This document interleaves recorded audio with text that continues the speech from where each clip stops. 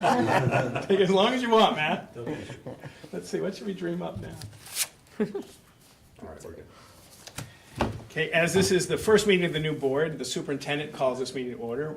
So today I would like to call the Hopkinton School Board meeting Thursday, March 21st at 5:31 in order. And I will lead the Pledge of Allegiance. I pledge allegiance to the flag of the United States of America and to the republic for which it stands, one nation, under God, indivisible, with liberty and justice for all. So the first order of business tonight is to select the election of board officers. The first officer that we elect is the chair of the board. Just so the responsibilities or the time commitment is probably the most of any board member. Bi-weekly meetings with the superintendent to set up, well, every 2 weeks. Is that bi-weekly? Yeah. I got it right? Yes. It's interchangeable. Thank you. Oddly, that same question came up today for me. And Realm. as Liz and Elle would know, you also is on call for any anomalies that happen throughout the little adventure. And certainly, obviously, a very public voice of the board, speaking with the press and things like that. So, I would like to take, are there any nominations for school board chair? Yes, I'd like to nominate Aviva for school board chair. Is there a second? I'll second. Is there some discussion? No, quick, let's go for the vote. Thank you, Viva, for stepping up and Yes. doing it. Thank you for nominating me.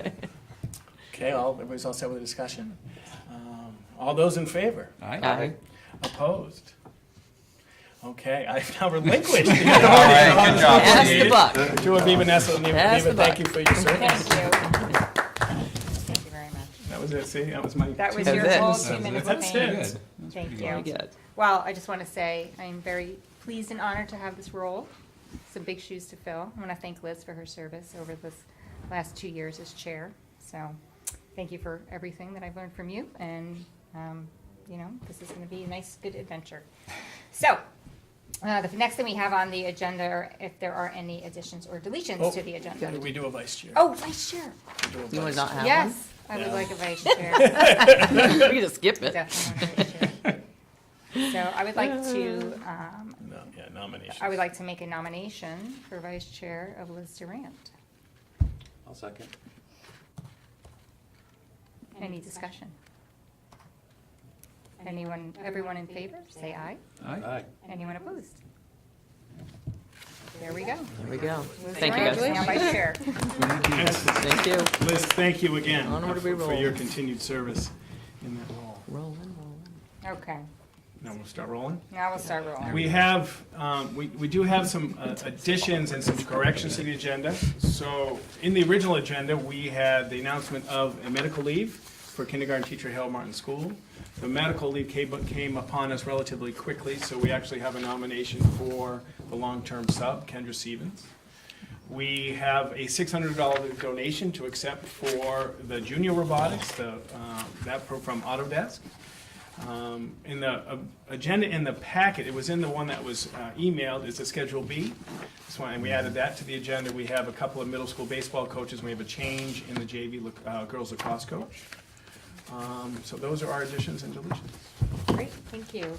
And do we have any correspondence? Sure, I'd like to update the board on the Osram robotics team. They finished second in their event and took home 2 trophies, a finalist trophy and an autonomous award. In about a week and a half, they head to UNH, and all they need is a couple of points to head to the regionals at Worcester after that. So a tremendously successful robotics season to this point. And as I wrote about in board notes and provided in the packet, the letter was that the School Boards Association asked that we share the letter from the Conval-Kentucky Valley School Board regarding the lawsuit on school funding. Mm-hmm. That's also an agenda item to discuss, but those are the major correspondence for this evening. Is anyone curious what the autonomous award is? Because I Yeah, actually what is know. that? I would, Tell us. Okay, I can tell you, actually sort of tell you. So the robot has to operate without any human operators for a period of time at the beginning of the match, and you earn points for the skills that it's able to do. So it's all about programming.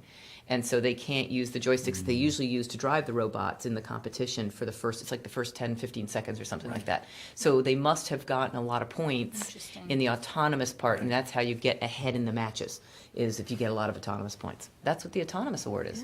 How's that? Thank you. You're welcome. And I put, Years of robotics, I'll I tell you, know. it comes back and, and I think I put the picture on Facebook this morning. I saw it, Yeah, thank you. I saw Yep. that as well. Yay me. Which is great.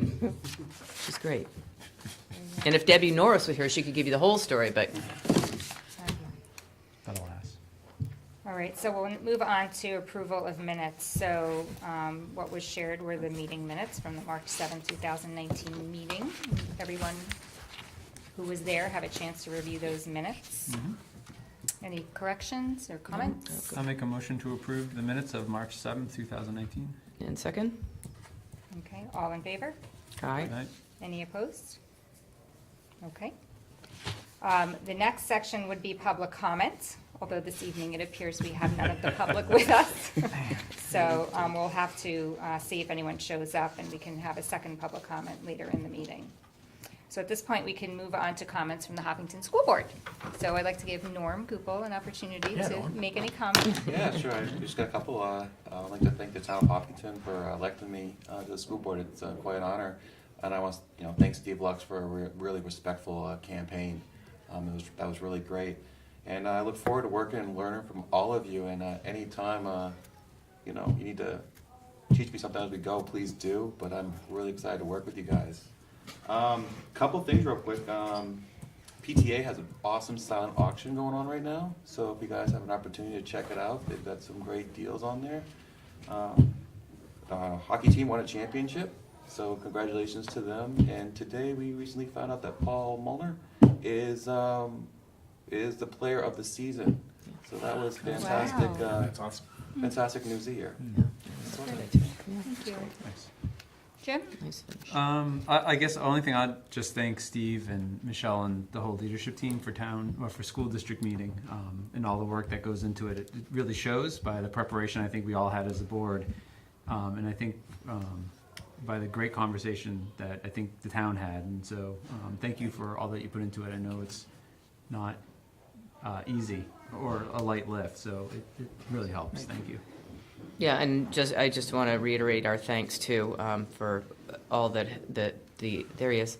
The administration has done to support the school board in the last few months. It's you feel like you need to take a big deep breath at the end of it all and decompress for a couple of weeks. Jim didn't get to do that, but the rest of us did. Yeah. So he had another week. We had another meeting? You had another meeting you had to deal with. It's all a haze, That was isn't it? easy. But and Norm, welcome. We're thrilled to have you here. I think that we're all really eager to get you on board and get you up to speed with everything that's going on, and it will not be a slow start. We can promise you that. So. Yeah. Thank you. Matt, I know you just walked in, but I want to give you a chance to make any comment you may have wanted to make, if there is any. elected Oh, by the way, Madam Chair. Yes. We have witnesses for that too. No, only that. I just welcome Norm. Thanks again to Dave. Thanks to the community for what happened at town meeting and school meeting, and looking forward to another year. Here we go. Great. So I will just add, it's always nice to have a new school board member join us, and we learn from each other, so we certainly look forward to learning from you as well. I think everyone here absolutely is hoping to make your transition as easy as possible, so definitely reach out. I also want to thank James Newsom, because I think he did an excellent job moderating the meeting. It was a complicated meeting. There was a lot there. It was obviously wonderful that we got the facility bond through, and now we have a ton of work to do to make that a reality. And although our budget did not pass at a level we would have hoped, we're certainly going to work the best we can to manage and make the right decisions so that we can continue to provide the type of programming and opportunities for the students here in the district. So with that, I think we can move on to presentation and staff reports if there are any, but I see here there are none. We're all set for this meeting. All set. So then we can open it to the items for board discussion. So Steve, I would like to, actually with this one, school board business, determining the signers of the manifest. Yeah, that'd be the first thing. Yep. Typically, it is the school board chair and vice chair lead at first blush, and then we call, and the action item has everyone else as backup. So anybody can do it, but with the primary being the chair and vice chair. Right, Sounds and, good. one thing we were just, we've talked about a little bit, and maybe we can, make the change for this year, if we can figure it out, is maybe doing that electronically. So either through a DocuSign or some other mechanism, so we don't have to actually come into the office. But for now, it is still the yellow folder. Next item would be the determination of committee assignments. So I'll let you speak to that a little bit. Sure, Steve. so I put in the packet a rough list of the committee commitments. The first one is to think about as representative to the budget committee. Typically, we have one person, and then we have a backup. Usually for the backup, anybody who's free. This commitment is Wednesday nights through, a lot of the school year. Summer's a little bit less. And then this usually captains the budget process, works through and presents that. So that's one piece. Negotiations, we typically need two board members for that. This coming up is two associations, the teachers, HEA, and our custodians, the Teamsters. So that's a busy negotiations year. That commitment, depending on the group, sometimes it's a little bit in the summer, but it heats up in the fall. We pretty heavy in October, November. We try to get it done before the budget. A building committee, we put together a structure, but and some of the feedback, 2 members of the board for the building committee to serve on that this year. Originally, I talked about and the policy committee can go either way. The last few years, it would seem more of a support the superintendent work group. Superintendent would lead it, and then there'd be conversations. But I also am perfectly sensitive to the emphasis more lately about 91A, and happy to the only difference is that we would, for my say, it would be more of a standing meeting, and I would post all the meetings, and certainly there was ever anything private in these discussions. It's not like that at all. And we don't have, it would actually be, people would have to come and sit in the office probably, because we can't take over the conference room for all that time. But that's 2 members for the policies committee. Professional learning meets monthly. That's Becky and Rebecca. Usually that's an afternoon meeting, once a month, to talk about the professional learning. Wellness is a 3rd Tuesday. That's once a month. We like to have board representation on wellness. And I should say, the HEA Sick Bank has an ad hoc member that is as needed. This year, there was one meeting via email. It was pro forma. It was for a maternity leave, which is directed in the contract. The other was a full meeting with an agenda to discuss a long history of things. So that was as needed. Hey, Steve, can I just ask a question? What is the sick bank? I'm not familiar with that. So in the HEA contract, there is a sick bank. So if someone uses up all their time and they donate 1 day per year, there's a committee that if you run out of time, you can ask the committee 4, 5, 10, Oh, I see. 15 Okay. days. And it is a board member and representatives from each school. And they discuss, usually I'm more of the secretary, where the board would say, Steve, can I document this and send it out? This year, I think it's only been 2 instances of running out. Our sick bank our sick day benefit's pretty strong, so this is typically newer teachers, if you have something significant happen. Thank you. Right. Sure. So we don't have to decide tonight on these positions. I know each of you have probably started thinking about that and have had some conversations. We certainly can have some discussion a little bit here about what you're thinking. Jim, you did a wonderful job on budget. I don't know your thoughts. You've given it some thought, obviously, about being the main budget representative to the budget committee next year, and if you want to continue to do that. I'm more than happy to if the board would like me to. It was great fun. I enjoyed it. Yeah. It was, so I don't mind. I had to struggle with Mac because he was really itching for it. So, You have unfinished business that I think is Oh, is that true? Yeah, that I think the relationships that you developed is very good for both boards. I'm happy to do it. Okay, thank you, Jim. And then there will be an alternate. Matt, would you want to be an alternate, actually? Is that anything you've thought about, or? Haven't given a lot of thought to Yeah. it.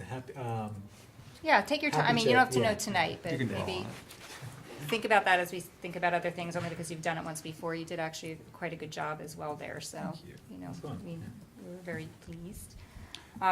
Negotiations, something I've served on the last couple of years, I can no longer serve on that as chair. With HEA and Teamsters, I would say yes, that will be a pretty hefty time commitment, generally during the after-school hours, not in the evening. Great experience. Definitely something I'd recommend if you haven't done before to do. Yeah, I'm happy to chair negotiations just because of the time availability and the time commitment. And to be honest, my serving on the building committee doesn't make a lot of sense because of this being my final year. So I'd be happy to chair negotiations, and then if somebody else can support that as well, that'd be great. But there's typically one chair who does most of the talking, if you will, and Steve and Michelle do a lot of the work. So, I think that sounds great. And I'm interested, but I think the time wouldn't work for me, so. Yeah, okay. I have pretty good flexibility. I'd love to learn that process Yeah. with Liz. You know, I think that's something the board would be okay with. I would absolutely love to learn that. you do learn a lot. You learn a lot. I want to try and get as much Yeah. behind the Okay. scenes. Building committee, that also is obviously, it's something new, of course, this year, and that's also a large commitment. My guess is it's likely the evening hours, the cadence of which obviously has not been set, and, you know, building out the committee members for that project obviously will be a priority. I'm really interested in this one. So, for what it's worth, I'd really like to be on this if the board would allow that, for lack of a better term. Yeah, and I'm sure many of us are interested in the outcome of this one. Definitely happy to be involved in that one as well. Yeah, that's a very good one. It has to be only 2 on there? Two, right? That one's, that's two. I mean, and again, we don't have to decide Yeah. tonight, Yeah. so nothing's finalized here. It's more about just getting your thoughts and where you stand. And if there are any areas where we still want to discuss or, you know, think about who The only should one we do have it. an action item for is Yeah. the budget committee, so Jim can't run Right. out the door. Yeah, don't run out the door, Jim. But I mean, I think overall, No. because there We is don't so want you out much, tonight. so much work this year, I mean, that we have 3 major committees, budget, negotiations, and building, that, you know, everyone obviously is gonna, you know, do their share to fill those seats, and we don't want to overburden any one person either with too much, because we understand, obviously, everybody has jobs and family life too. So Jim, I'm sure you've thought of, you're on a lot too. I want to make sure you're comfortable if you take on both building and budget. Okay, the professional learning committee. They typically meet after school, Right. don't they? Yeah, and it's not, it's nice to have, we haven't had anyone able to in a while. Yeah, We have- I used to be a long time Yeah, ago. you used to be. I Right, thought. and we meet, they meet a lot now between the end of the year to design next year, and then, Right. so it's up to you. Yeah, I mean, I'd be happy to do professional learning. That's great. That would be, I haven't really dipped my toe in that, and that could work well. Wellness, Liz, you've generally I've ghosted done them that. big time this You year, have? unfortunately. But not by design. It just Yeah. seems like when we changed it from Thursday to Tuesday. Yeah, But I will commit to doing it again, because again, my afternoons typically, I can schedule around for the most part, so I'm happy to try Okay. and recommit try to and that. redo it, okay. And sick bank, which is obviously one that's not much of a time commitment No, at it's just as all. needed. I'm happy to do Yes, that. Yeah, you can do that one. chair isn't a bad Yeah. thing. Yeah, We can do so, that. Perfect. okay. So we'll finalize them for Yeah. next meeting. And before we, Policy. if it's appropriate, I have another idea I'd like to at least broach, and we Yep. can see how we want to handle it. So something that we talked a lot about last year, I guess, before and during and then after the budget process, was the idea around our capital improvement plan, and then, you know, what a CIP would look like. Not so much for the current year, but sort of how do we look out and how do we use the building repair and maintenance fund, and how do those two sort of come together? And so I don't know if it's part of the budget process. Well, it would be part of the budget process, but it feels like having a group who would kind of look at the CIP and work with Steve on developing sort of something like a lot of towns have or businesses have is, let's look at like a long-term plan, like a 10, 15-year plan, and back that up and just so we can start having the conversation around our facilities and how much are we investing, because we know we need to invest a lot more. And I think building that CIP out would help us as a board to make resource decisions, and I think help the community. We have been doing a lot of building maintenance as we put that sheet together, but I'm not sure if it's clear to everybody. At least we found it wasn't. So I think building out our CIP will help that process. And then I think there's a question of if we develop that, do we use the existing town capital improvement committee, as they're not decision makers, they're more testing ground. You bring ideas to them, they help you work through it, and whether or not we want to go through that process and figure out the timing of that and if it makes sense. So it seems like a very concrete scope of work that should get done and really could support Steve and kind of thinking through that process. And I don't know if it's a committee. It seems more like an ad hoc project, but I just wanted to bring it up because I think it's an important thing that we could tackle this year. And it'd probably be like a summertime project rather than a budget project. I mean, I think that's, thank you for sharing that first. I think it almost seems like something that Michelle and Steve and Liz and I could probably talk about in one of our agenda meetings, just to kind of scope it out a little bit and get an idea of what maybe would work or what makes sense, or, and then kind of. Yeah, and I mean, I hear what you're saying, Jim, too, and again, this kind of goes to, I mean, and Steve, correct me if I'm wrong, but I see this more as a Steve-type thing. Right. That then brings that information to the board to say, this is what we need to do, so the board needs to figure out how to support what that needs to look like, as opposed to a separate committee developing something with, outside of the administration. And Steve, correct me if I'm wrong, I mean, I guess my question to sort of ask it, how do other districts, sort of do that process? I mean, is this something that would come out of the building committee, if you will, and that process? And how much gets done through the building project of what we've already identified. Yeah, and I think But trying to figure out which comes first, the cart or the horse. And I think it is really, I mean, I think as we move forward, it's really driven by, how that all gets laid out. It's really driven by the administration, to present to the board. And I guess my thought is, the board should be helping develop that, because we should probably identify what information we want to have included in that, and then work with Steve. It's not like we're going to do it and then say, Steve, fill it in. I think it's more of how do we Right. work with Steve to get that done so the board gets what we think we need, and then Steve can work. I mean, I within think that. we could achieve I think what you're saying is important, and we want to make sure it happens, but I think I would agree with what Liz is saying, is Steve and his team sort of would develop that, bring it to the board, then we can discuss and have feedback at the meetings and see where it needs to go from there, versus, I'm not sure the benefit of having a whole separate committee. There you go. Oh, a lot of people have been asking, during, our meetings, people want to know how we're doing capital improvement. And I think it's something that they keep asking us for, and I think it'd be something of value for them to see. It's something I've kept hearing. I spoke with Michelle this week, and I put together on the topic list, you'll see the CIP. So I think Michelle has done a really good job of recording and projecting and trying to organize all the must-haves that have come in the last 2 months since we've started this. Obviously, 2 Saturdays ago, the CIP was funded with $140,000. I guess what I'd recommend, at least for the next, the second meeting is a financial meeting. And so for the second meeting, we'll have a report out on every second meeting of the month on the CIP, where we are, give you guys feedback on, you can changes, what's in it, what the changes are. Because we have work to do. We put together a projected CIP, now we have funding. And so now you have to go in to apply the funding.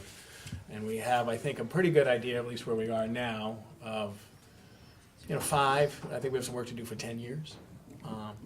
But as part of our business meeting, which would be this one, we always do a financial. Let's do a CIP. Yeah, I mean, I think forming a committee, because there's a sense of lack of maybe visibility to something that exists, I don't feel we need that. I think it's just a matter of the more visibility, and I do think putting it on the agenda in a set cadence will provide it. And then we could still get more feedback from the community if they're still looking for something more. I and think then they're we looking could- for, like, what's the next step, what we're putting money aside for. You know, they wanna know, you know, we have our bond, which is pretty clear what we're gonna be putting in, with that, but I think they're gonna wanna see what our plans are moving forward that's outside that bond, that we kind of did not include. That's kind of the message, I'm thinking. Yeah, I'd agree. I mean, I like the idea. I don't know that we need to have another committee altogether. I think as long as we make it part of one of the others, I think it makes sense to make it part of building. Sorry, I'm looking at you. Sorry, I'm looking at your computer. I'm really offended. Yeah, I think making it part of building, but then being It'll move. transparent, because there are a lot of folks in town that want to be involved in it. Yeah. And so if there was a building and capital improvement committee, it makes sense to have that conversation at the same time. Then folks can be involved, and we can talk about it, we can still talk about it during the business meeting, but it does allow for opportunities for the community to engage in ways that we've heard they don't feel satisfied with right now. So, but another committee, I would not. Yeah, I Because mean, then, that's- then you'd be the one again on that one. No, So- I was just looking for a way to get the committee's kind of a load of work, some sort of work group, because I don't think it's not something that's gonna be ongoing. I think it's sort of like, kind of, you get the work product done, and then it kind of follows its own path in Yeah. terms of the budget process, so people understand it. But I think getting what we want it to look like and be, that's more what I'm interested in. So I guess the process to get that, however we want to do it, I guess I can be satisfied as long as we get to the product that we want to see and the community wants to see. I think that the product's the important part. I guess the process is less important. And if these meetings can be used for that, that's fine. But I just would hope that by the summer, we have a product that the community manager could look at and see what our plans are, to Norm's point. You know, what our plans are in each school for all of our capital equipment over the next so many years, how it's gonna get funded, and what that looks like in terms of a budget. Because this year, 140 is not enough. And so if we're gonna go back and ask for extra, I just think we have to be pretty clear on what that's saving up for, what that's gonna go towards in a few years. Okay, well, I think we can take that as a action item and Sure. regroup and discuss it. We And have. it is on that topic list. it I think is. that would be a good idea, would be to have, one of our meetings that we typically do, something in focus or Sure. just on what Right. the work that you guys have done, where we are now that the bond has been passed. And it would be good to bring it out again after the funding and show the community, because one thing I was able to this year with Michelle's help and Bill Carusso's help and all the Siemens stuff and all the Harriman stuff was in preparation for the article on the maintenance trust. I was able to say, if the facility project passes, these are the next things, the next 5 years. That came from the CIP. Now, everybody saw it. Right now, it's a huge document, but that work was all set to say, and then once we took something on, we did something, I was deleted it from it. So I think it's in better shape than the community realizes, just because of when it came during the busy time. But Right. it was a usable document that this year I was able to provide Jim with at the bottom of your notes. Next 5 years, this is what we're planning to do. And what I would like to see, and I think what I've heard from other members would like to see, are maybe some things that aren't on that list. I agree with you. We have to build it up. That's great. But what are Totally. things, even, Yeah. I mean, they're gonna be simplistic, but like, are we gonna, in the next 10 years, gonna have to replace carpets? Right. And when, and should be on the list so that so the public sees that we're thinking about that, even if it's 10 years out, and that we have Exactly. a savings Yeah. account in order to, so that's, I I mean- think just building that out, so all the items are. Right. Last week, one of the things that happens when you publicly pass a bond, Michelle and I laughed about this, where everybody likes our phone number. I've met with 3 vendors, and I'm trying to learn. I do this, I tell them, I'm gonna ask you a million questions trying to learn. And I met with a school furnishing, and anybody, if you're out there, if you graduate from Hopkinton High School and you work, I'll meet with you, because I always love talking with former grads. So graduate from Hopkinton High School, stayed at Derek Owens Farm, knew everybody, knew Larry Hush and all that stuff, so I met with them.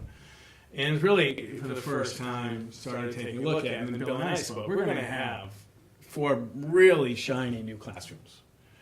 And the other, we have some work to do to the other classrooms too, and so you'll see with Michelle's help and the leadership team in the CIP, a furniture replacement plan. Because it's not just replacing furniture now, it's a new design with Universal.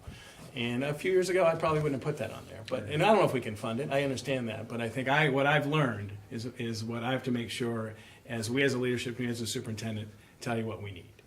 And as Jay said, my job isn't funding, that's your job in the town meeting, but telling you what we need, including a regular schedule to not just replace furniture, but update with new best practice, universal design, flexible seating. That's what we're gonna see in the new classrooms, that's what we wanna see in all classrooms. So there was a lot of learning for me in the last 6 and 8 months. Certainly, the feedback from the community was not lost on me. And hopefully, we will take that and we will provide this community with what they deserve, which is best practice in the area of CIP. And I think Michelle is well on her way to supporting me in that journey. Yeah. Well, I think this was a good discussion. Jim, you Yeah, have one and more just, comment? I don't want to beat the dead horse, but the last thing I'll just say is, so we do, there is a benefit to taking the CIP and going through, so the town has an established process, and we may want to look at that and just better understand it, but there is a benefit to it because it helps, it's just another stop along the train. They're not decision makers, but they allow for a conversation, more community members to see there's a plan and there's a lot more to it and to help. So anyway, I would just recommend that we might want to think seriously about that process. And this was the first enter year it. in the last 5 I haven't met with the CIP. Yeah. And because there was so much influx with the facility project, they felt after I did the 29 million with them that, and even though I reached out as soon as the CIP was, I think I just missed their deadline. But I'm totally in a meeting. I found the meetings with them and that open discussion very beneficial to me in understanding and how we can improve their decision making, or their recommendation. Well, All right, thank I'm you. done. Thank you. So before we move on, though, we do need to talk about the policy work, which is now a work group. You don't know if you want Sure, to and- explain the difference between work group and versus committee. This was a discussion a couple years ago, taking a look at how we post them and how we plan, and based on the way that the committee often ran, I'd send an email out, yes, I can meet tomorrow, can we meet tomorrow? So we met. That's very difficult to post. And really, it wasn't a committee where we had an agenda. I would bring draft policies. The members of the policy committee would provide their feedback. I'd bring it here, and everything was here. All the discussion was here. Reached out to at the board's charge, reached out to the School Boards Association with their counsel, and absolutely was clear about there's 2 avenues to go. Some districts do a 90 post, and they have them in a boardroom. Where people can come and watch the policy. I mean, it's not really sausage making, it's not really like that, but you can have the open discussion. Some do it as the superintendent is the lead policy developer and relies on support from board members to serve as sounding boards as they develop, which is a work group. And it doesn't, I don't want to be unsensitive to this year. There was 3 or 4 board meetings where there was a desire to increase 91A increase, and I'm sensitive to that. As Jim and I just spoke briefly, for the management piece of this, if it's going to be full-fledged committee, I would prefer a standing meeting that we can cancel and that I can post all at once. Same thing with the facility, we'll get there, that we're going to meet every Monday. You'll see a posting every Monday. Just efficiency-wise, it's just a lot easier than Dawn and I hitting the Cracker Barrel, hitting the Villager, hitting the website. But some people not there really is, and then you got to remember, and then you got to do it. So standing meetings and boom. So there's no requirement that it has to be a standing meeting. That's truly up to. Right, the standing meeting is us. just my It's efficiency. for your efficiency. Yeah. I mean, one comment I would make about having a standing meeting is, would it impact getting through more policies? Or, if there was a standing meeting, how frequent would you even be able to work that in I mean, it's with been, everything else? to be honest with Because you, it's been tough, I right, think. policy is September, October, and policy typically is April, May. Because everything else from Halloween to St. Patrick's Day, it's all in on budget. And that's Right. for board members. I mean, I didn't, we're pretty busy. And we can do some in the summer. Summer's okay too. So having it as a standing meeting isn't really gonna impact the number of policies. When we were can cruising, get we were meeting through. every 2 weeks. We basically had a standing meeting, and we were cruising, we were doing some stuff. Yeah. I've got 2 policies ready to go. As soon as you tell me who, I'll send them and we'll meet next week and we'll start getting them going. And then, one thing Dave said before he left, he wanted to sunset. That's been a nice long journey, about 7 years. But it doesn't matter, based on the recent climate and to make sure we're transparent. I'm happy making a committee and posting them and working with the 2 members to put a standing meeting, which is, first and third Thursday mornings or evenings, or we can meet, but. So, any comments, thoughts? What was it's not a committee, It's a working group, so it's Means I don't have to informal, post it it. doesn't have to be posted, so it can be very flexible in terms of Right. when you meet, like tomorrow, are you available?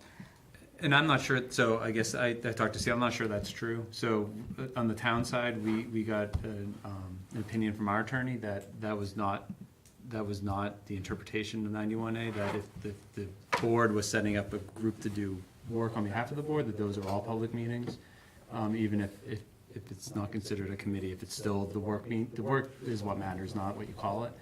Because we had done something similar where we had 2 members and not a quorum and all that. And their strong opinion was that those should just be noticed, and the public has a right to attend those and get the information that's being discussed. Steve, just to clarify, you had checked with With the school board's attorney. School board's attorney, so the opinion is slightly different, but the school board attorney. And to be completely transparent, that was 3 years ago. Yeah. Okay. And this happened last year. Okay, I haven't updated it, but I'm fine raising the rights to just make it a committee, post them. I'm not anti that, I just would like to do it all at once, so I don't have to do it all. Yeah, my comment was only that if it's just a working group, can they be informal? Can they happen over the phone? Can they, a little bit more flexibility in how those meetings would happen, rather than if it's a standing meeting, those things have to be, like we said, posted, they have to be, they're open to the public. so I mean, it is a consideration, I would say, only because we have some pretty hefty commitments on other committees. Are we gonna be able to have 2 people who can make a schedule work with Steve if it became a committee and now it was in the office, and could you physically get there? Yeah, I mean, it doesn't sound like, that's because I don't think I'm on any committees yet, so I can do that. Building, huh? Well, You know, potentially Norm, we building. thumb wrestle We down thumb here. wrestle. Oh, you're thumb wrestling on Norm's very building right now? passionate You're about that one, so I okay, mean, so we'll. So I'm happy to, I'll make policy work, however it needs to be done. Anybody else want to jump in policy?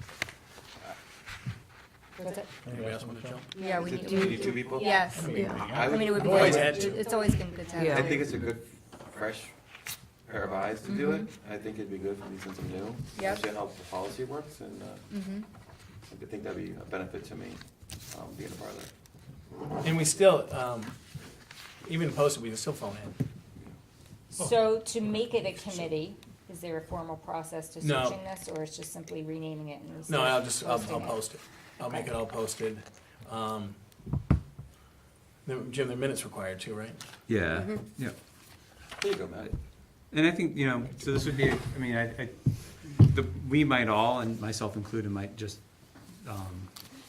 we might do well just to get a refresher on 91A, because, and just understand Want me our to ask them again? obligations, and so.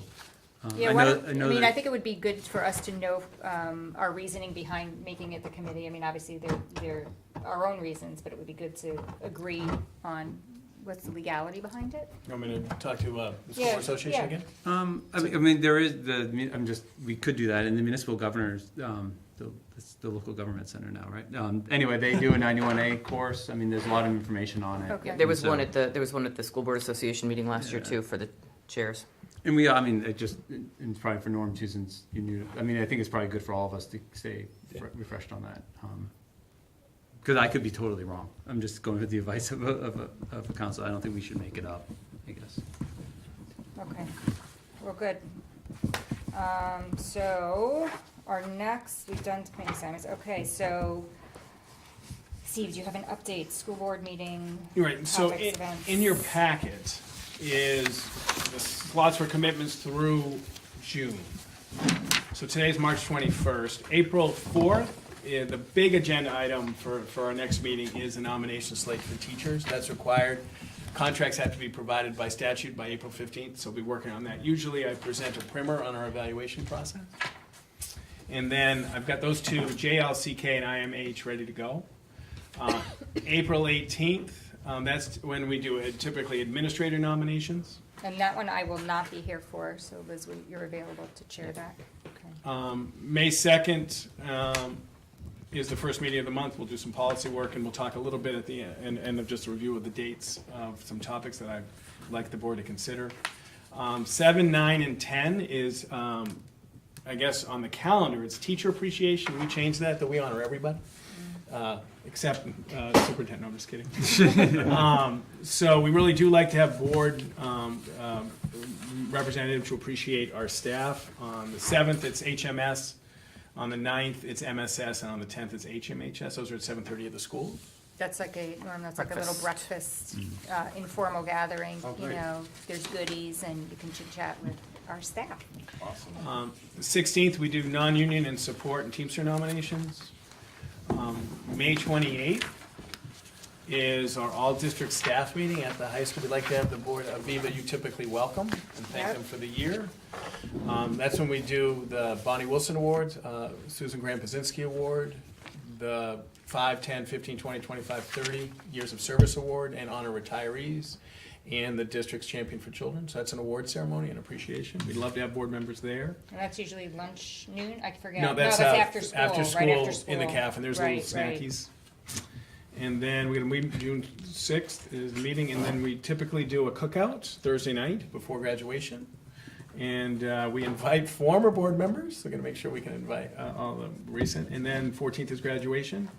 And then Liz, Aviva, and I just talked about, because we didn't have a board retreat, just to see if we could pencil in a board retreat, 2 to 5, 3 to 6, something like that, on the 20th, and we can develop, Aviva, Liz and I can develop a draft of the agenda previously, but trying to put some time in your calendars. Is that, yeah, June 20th work for everyone? I mean, based on your calendars now. It's my birthday, but I'll. It's your I'll- birthday. Yeah. I'll make it a All day. right, then we I'll have make to- you a cake, how's that? This would be the best birthday present Yeah, ever. absolutely. No, I'll be there, Okay. unless the wife has something planned. So it's a Thursday night? No, last year was a big one. Yeah, because it's a regular board meeting. I think it's, Oh. was it a Yeah. regular board meeting? The 20th? The 20th is a Yep. Thursday. Yeah, Yep. that's great. Yep. Yeah, so we decided to do Do it that. on a Do it on regular the same day. night. So, these are some notes I've taken throughout the last few meetings and something. So, we've got about 6 meetings left, 2 April, 2 May, 2 June. One is, so we really have 5 besides the retreat. We've got business. I just heard that April 4th is celebration day, so maybe we can do both. One of the things that I mentioned previously, that's something that we want to get into, is this notion of vaping, having in focus on vaping, bring some people in, Rebecca, Arlene, McGrath, the thing, read New Hampshire, some statistics and some what other communities are doing. It's, the numbers are alarming enough, and it's a public health issue enough that I haven't seen in 20, 25 years since smoking. So, just to review our policy, review our procedures, to review, work in some other areas. I have interest in at least taking a look at this and seeing if there's anything we can do educationally, regulatorily. So that's a topic. I've been talking about the graduation notion for a long time. If that is still of this board's interest, working backwards, the policy would have to be revised if the board was interested really by December, because the program of studies gets approved in January. And that would be a change in the program of studies. That doesn't mean the board could certainly say this will go in effect in 2 years or 4 years, but we have to start that somewhere. We talked about, actually, when we were at Harold Martin School for the facility one there, we had talked about putting a work group together or a task force together to take a look at plastics in the district. There is a community of some community members and some kids who are very strong in the plastics. Do we want to take a look at that? We have already reduced plastic use in the district, the straws and things like that. But I got an email, I think recently, that they're surprised that schools, not just Hopkinton, but schools in general, still use plastic utensils. When I was a principal, I had people come and they wanted us to use real metal knives, forks, and spoons. And we can do whatever the board wants, but there's a cost to all this. For years, we tried to replace trays, and I had the student council when I was principal, because I did all my prior notice, and the kids actually replaced them, because there's just a cost when you don't do disposable. So is that a topic the board wants to dig in? As you see, Jim already alluded to it, I have an interest in developing and staying current and keeping the CIP in the front of the brain. Obviously, I listened and learned in the last 6 months, but I think it's a valuable tool for me and for us. Curriculum development, what progress have we made this year? We've done some innovations in curriculum development. We've been working curriculum development, probably a yearly update where we are, because that's been a board goal and a charge to me for a while. And probably giving an update on where we are on the district safety plan I presented last year. Where are we? And an update on the controlled access, where we're on the cameras, where we are in policy, where we are on training. I see probably that would be a good idea. Does anyone have other ideas that are top of mind, or this list looks Go ahead. Jim? No, are these topics for meetings or are these topics These are for the topics retreat? for retreat. No, I put these in meetings. Meetings, okay, So that's So what- in a couple areas of meetings I put focus. vaping, So couple say- meetings Yeah. I'd So spread that- these okay. out Yeah. if the board That's was good. interested. So as I say, that would be a really long retreat, so No. that's That would be. so that's So are there Okay. ones that are more priority, that you feel should be more priority over others? I just have a quick question on the vaping, Steve, because I've been thinking about this a little bit. So have we done an evening, has the district done an evening presentation on vaping yet? Yes, That's what I thought. How well attended, do you remember? 25? Okay, but that was like over a year ago. No, Arlene Or did it was this year. Oh, she did it this year, last fall? Yeah. Just seems like a year ago? Yeah, Arlene did it, Okay. brought in Breathe, New Hampshire, and it was, for us, it was a pretty well attended. Yeah. I mean, you know. We didn't record that. But that was information for parents. Yeah. So Okay. my impetus for here is our regulatory role in taking a look at Okay. policy and procedures, YRBS Okay. data. But we don't have to do this. No, Oh, I think it's really I interesting. think it's important. I mean, vaping, as we know, is extremely damaging to the lungs. Kids are smoking cigarettes, but they're now vaping, and I think it would be good to So just dig deeper. This came from wellness, and completely transparent. Neil and I spoke this week about how, Neil is my civics teacher. So Neil, how do I get an ordinance? How do you change an ordinance? And he gave me Civics 101 on how you do it. And then we looked up the statute that allows communities to exceed the requirements of the state of New Hampshire for tobacco for youth. You can't go 16, but if this community wanted to go 21, Dover's done it, Keene's done it, gone to 21, it would be a town meeting, ordinance vote, talking to chief. That's just, I brought that to wellness because the wellness committee is interested in adding friction to this notion of going down to Mr. Mike's or going down to the Villager and purchasing vaping. So that's what I mean. That's what I mean. Where they encompass not just our policy, Okay. but is there Yeah. traction to, bring chief Community. in and to see if there's something we can do, or maybe not. But the numbers that I'm hearing from kids and from administrators is upwards of 40 to 50% of our kids. I'm not saying they're vaping every day, but vaping is something they're doing. We haven't seen that since we always tell the story, you don't want to hear it, but when I was a first-year teacher at Hollis Brookline High School, star soccer players who were playing Thursday were smoking Friday, and I couldn't believe it. But everybody was smoking back then. That was 30 years ago, believe it or not.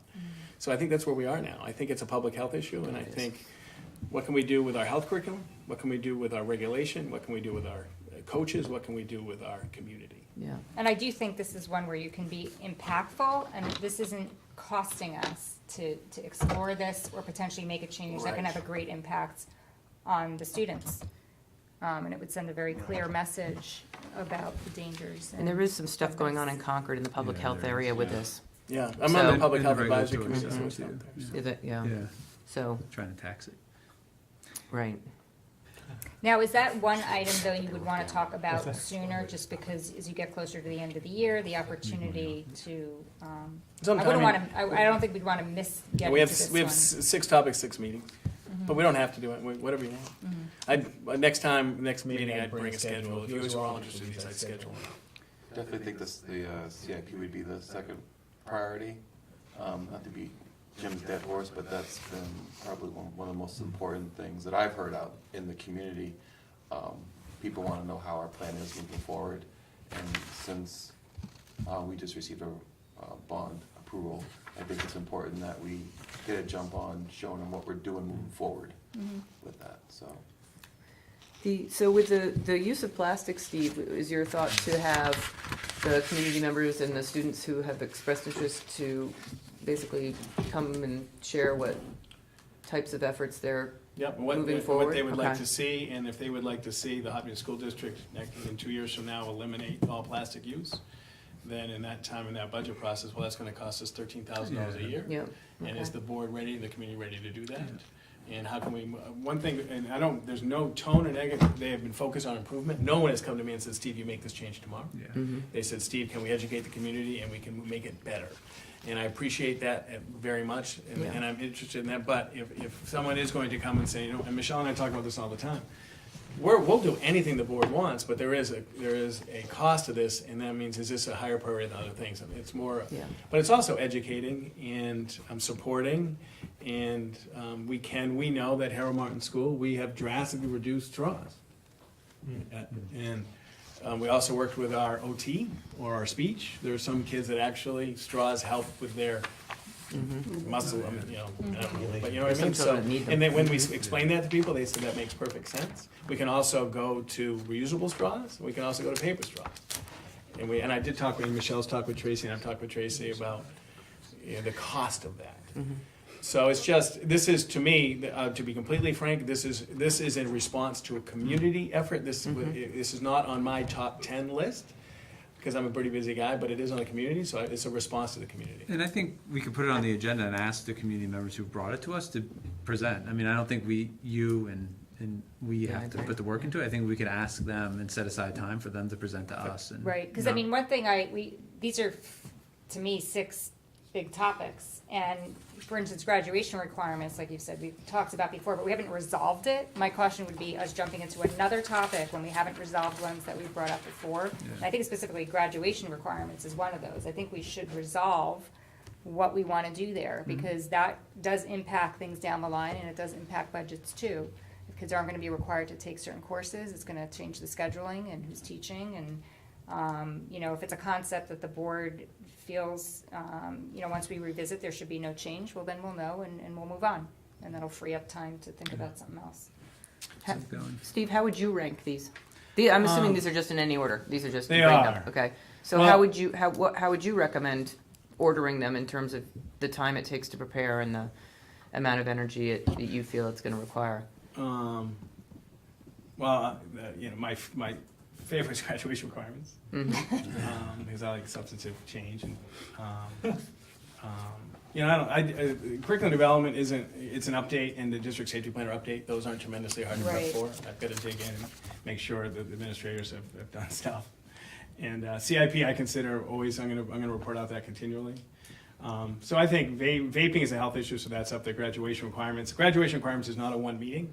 Graduation is a lot, is you know, now, and begin and read some stuff over the summer and look and do it in focus and get some public input. It's just really starting that ball of what it could look like, and then how do we develop a process to see if this is what the community wants. And then I did talk about, the leadership team has seen this list, and I think they understand the importance. So I would go vaping graduation requirements, our A list. CIP is continual, curriculum development, and district safety. But I appreciate Jim's approach, that to bring in the people who want to look at this and see what, you know, without doing a lot of stuff. So I can put them out in the next meeting and see if Yep. you like, and Yeah. if there's others, we'll just Sure. And I have one more, just to mention, I don't know if we want it on this list or not, but we had talked about, I don't know when it was, it might have been last fall, about having a conversation on state education funding, and it was with Andrew Valinsky and Right. the Oh, other yeah. person whose name I Yeah. can't remember. Then we put it off to after the election, and I know they've moved, maybe have moved on to other things, but it's still a topic that I'm interested in. I know that. And it's on, we're gonna address that in the Public agenda later. Oh, it is? Yeah, it's the school funding talk with Conval Oh, and okay. Doug Hall, so I will absolutely address that and where that is too. Okay, so I guess Okay, that's a preview. Yeah, it's gonna be great. so we're good there, right? Everybody We're good okay? there, so next. Traditionally, we take a little time after the school district meeting. Oh, to- wait, paperless board? Oh, paperless board meeting, thank you, Aviva. So, what I'd like to do is, starting next meeting, is try to go paperless. Work with shared, I talked to Neil, Neil's been doing it for a while, and I've talked to Matt Stone quite a bit about this. And we can do a couple different ways. If you want to bring your BYOD, bring your own device, you're welcome to do that, or we can have a device ready. It would be, Matt has already set up team folders. One non-public, which would just be Donna, me, and you 5, and then a public one, which would be the leadership team and the kids, the students. Well, you know, I mean, that wasn't. But I would send you a link to the folder instead of a link to a packet, and we wouldn't be doing revising and changing and printing things 3 times during this day. And you'd have access. You can always go back to that folder, and you can see what Steve presented and what wrote. And I'd really like to try to move to paperless. I think it's more efficient and saves paper. I agree. And one other benefit is if someone is traveling and calling into the meeting, you'll be able to you'll have everything. Right. You won't have to come back and then ask Donna for the packet, and, you know, you have full visibility. As long as Matt doesn't read my screen. You just let me know if you would like a Chromebook set for you, or if you want to bring your own device. Just let me I know. mean, is everyone Good going to bring their own privacy device? I can bring mine, yeah. Yeah. Would you yeah, like I a mean, device? I have a Chromebook, I just think I probably need to be connected to the. Oh, yeah, Yeah. sure. So, give me the password, no, sure, Yeah. perfect, yeah. Great, Okay, thank you. so good. Thank you. No, So thanks we're for gonna bringing go that up. I paperless. think it's great. So, and Jim, I appreciate very much, thank you for your comments. It is a long journey, a lot of stuff, a lot of time for Michelle and her staff as well. So, my goal and Michelle's goal is always to make sure that you have the information you need to be prepared for that meeting. And if there's things that we can do differently or things that you need, we'd be happy to provide that, but it's relatively fresh in our brains, so it's really an opportunity to debrief. And so just let me know if you have comments or things. The only thing that came up during the meeting was, and you got it right on it, was the ability to put up the amendments on the screen. That's the only thing for the future, is just knowing in advance that we need to do that. Because somebody came up during the vote, a couple of votes, and said, I think people can't figure out what there's, Yeah, they we keep can do that asking, better. so. Thank you, Liz. So that's just a note to the file for next year, Yeah. that you got right on it and was like able to get on the computer and type something up, but if we're ready for that, prepared to even do it Absolutely. before the day so happens. It was great because we didn't do that at town meeting, and Oh, really? and we Okay. really should. And I really like that we were able to put the amendments up and people could see it. Yeah, And so that's it's hard to something do we it very, wanted- very real time, but Yeah. if there's a way to do it the Great. way you guys did Thank this you. year, but not have to panic and, Right. Yeah, it was really good. Jump on a computer. Norm, Unless I missed it, so you guys will post the agendas for the public when they come, so they can follow something, like, everything's Here. always, yeah, but there's Posted it. people who come who don't have oh, it. oh, oh. Oh, you know what? so I didn't will give you that- anything today. Yeah, so could that be posted? yeah. No, we were talking about practice. You're not out of amendments to articles. But you're That going they back were a trying- step. Yeah, I was Oh, just- okay. I just Sorry, talked about- okay. No, I'm sorry. So the information that we are posting for the public, will that be up? So when they stream, Typically it they is. will Yeah. be able to see it. Sorry. Typically And I we're not share- going to Oh, on the streaming, provide okay. then, or will we still So- need to have printed copies here for the should. public, I would think. Typically we I do. think so. Some Yeah. people like it. Yeah. We can Yes. also, we can project up there. It's not as slick as the Okay. town. We can project. And typically, for the people watching, I share a folder with Matt. I didn't today with all these documents, but they will be up tomorrow, but we'll do a better Okay. job on that. Now we're getting back in the swing. Yeah. Sorry to go backwards. No, it's No, no, no. No, I got it, I get it now. Yeah. I'll add just one, this is, I got it from a few people really post-meeting in terms of when we were in the budget, in the cutting of the budget discussion. I think some community members would have liked to have seen the tiers that were considered for reduction, if there were further cuts, what that looks like, even if it wasn't something finalized, but what had been discussed. And I know we had the discussion about what was the best avenue for the meeting, but there were a few comments posted. I think some people would have wanted to have seen it up on the screen. But that was it. Otherwise, I think the meeting, like I said, I think this meeting ran very smoothly. I think the preparation, Great. everybody knew their stuff. James, I think, did a great job moderating, and I think it went as smooth as it could have gone, really, considering. And there were plenty of ballots, Michelle. And lots of ballots. And I won one of the pools with leadership. Did you, for the time? Time or tennis, I don't remember which Very one. good. You have to wash your car. Yeah. And what was the final count on attendance that day, Well, 6-something? It was the vote on the facility Bond was was the a biggest lot. There were one. 680 Yeah. people who voted throughout the day, but the Okay. vote for the facility was much less than that. It was very strange. The Oh, vote for the interesting. facility was less than that. Yeah. There was two different numbers, like registered voters for the Right, day right. was Yeah. different than the facility committee It vote. was a lot less. Was Yeah, it? some, I have the number. I'll get them for you Yeah. next Yeah, time. that's really interesting. I have, That would be good to know. because I put him in the leadership team, unless you guys, can you find him on the leadership team thing? Don't tell him. I wonder why that is. I don't know either, but people came late, I guess? I don't know. I was, Well, we didn't vote for a while, so. It took a while. yeah. Yeah, huh. But that's what Unless was they, in- they'll say they didn't realize the in order. in Laura's and minutes. Thought it was later. Who knows? And Matt, off the top of your head while you're doing that, the streaming numbers weren't tremendously large. No. We topped out at about 50 people streaming concurrently. That's more than I would think. Okay. And then there is a dramatic drop in the, right at the time that the vote for the bond was called, there was a dramatic drop in viewership. So clearly a lot of people took the opportunity to comment that. Okay. And I just put those numbers out there for next year, is that kind of numbers is it worth it? That's all. Yeah. Just think about for 50 people. I know this was an exceptional meeting, right, facility, I understand that, but.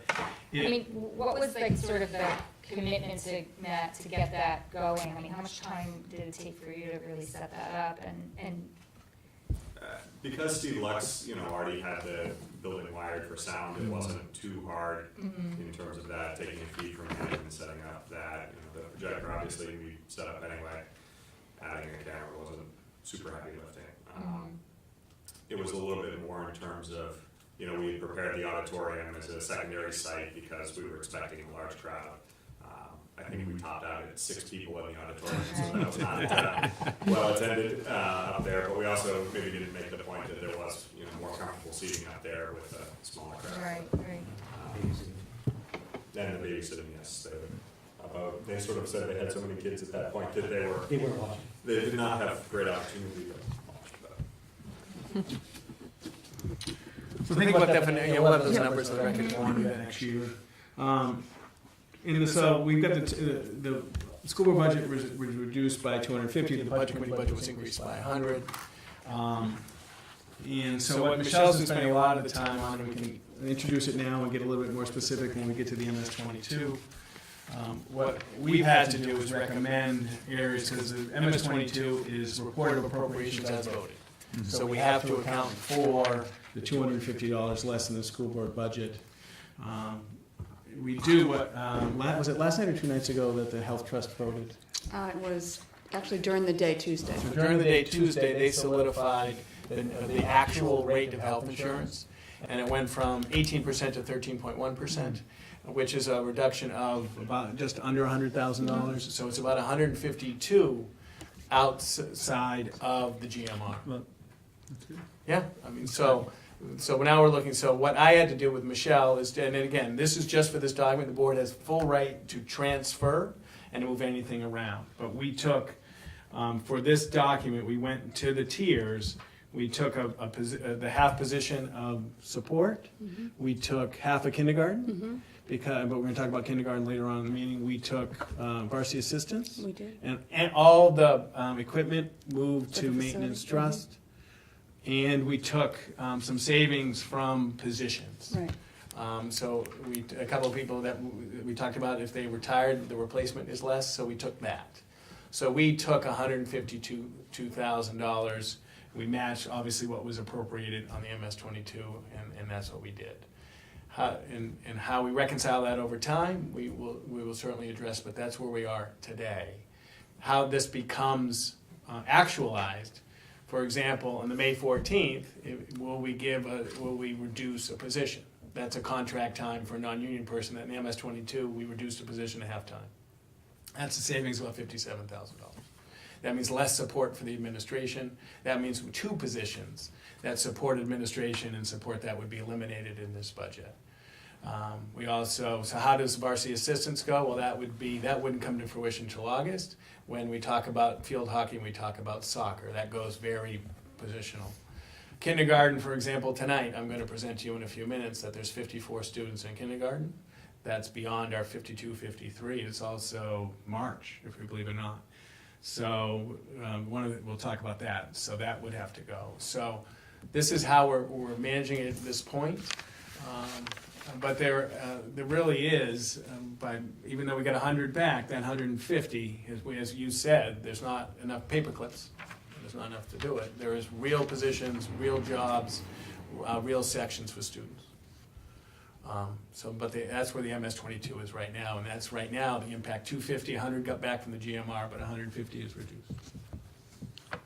Can I ask a question just so I understand? Yeah. So I guess when, in your mind, Steve, when is the board, or when should we? It sounds like we need to make a decision where the 150 is going to come from, and I guess my question is, what's the timing of that? Because it sounds like, I understand the MS-22 and how you got, and what you did in order to get that accomplished, and I guess my question is, for us, it feels to me like having an answer sooner than later so that you all can plan accordingly is the appropriate way, not waiting until too late. If it's going to be varsity coaches, I don't want to make that decision in August. I'd rather have assistants. I'm sorry, thank you. I'd rather make that decision. Streaming just right. I'd rather make that decision in April rather than in the summer. And so I guess I'm testing that. Was that helpful to you and for the board? Like, how do we want to tackle that? Or there are other matters that come up that might shift. Sure. Where So this the first line of demarcation is April 4th. April 4th, April 4th, we're going to issue contracts to teachers. There won't be plus contracts, so we have a little bit of time. Plus contracts are driven by actual course registrations. But we are going to commit resources to many teachers on April 4th. Once we do that, we can't go back. Kindergarten won't, Bill is very quick, but we won't be able to hire kindergarten in the next 2 weeks. But tonight, if you say, yes, we'd like to post and hire kindergarten, that reduces the contingency, it reduces the budget. That will impact high school sections, because we don't have that money in the budget. So really, it is at the next meeting, I will be asking you to support kindergarten. And if that goes, that means that's a decision that will impact other areas of the budget. So it becomes actualized when Rebecca and Chris are done. They're gonna need guidance when they run the master schedule. Because they're gonna call me and say, Steve, are we going to run, how many chemistries are gonna be run? And I'm gonna say, we have 3 sections in this school. And that means kids won't be able to double up in chem. For the first time in Hopkinton High School, kids who want to take a science class won't be able to take a science class because they need 5 and we only have 2. And they're gonna ask you for that one. They were gonna ask me that probably in 4 or 5 weeks. In a month. And social studies, now science, as you know, is a hard cap. Social studies, we have a choice. Are we gonna run social studies classes of 30, English classes of 30? If we're going to do that, we can run more science. But that's the class size piece. So really, by the next board meeting, Probably the board meeting after, April board meeting. 16th, they will want some direction, no later than the first week in May, because we really want to get the master schedule out to kids before they leave in June.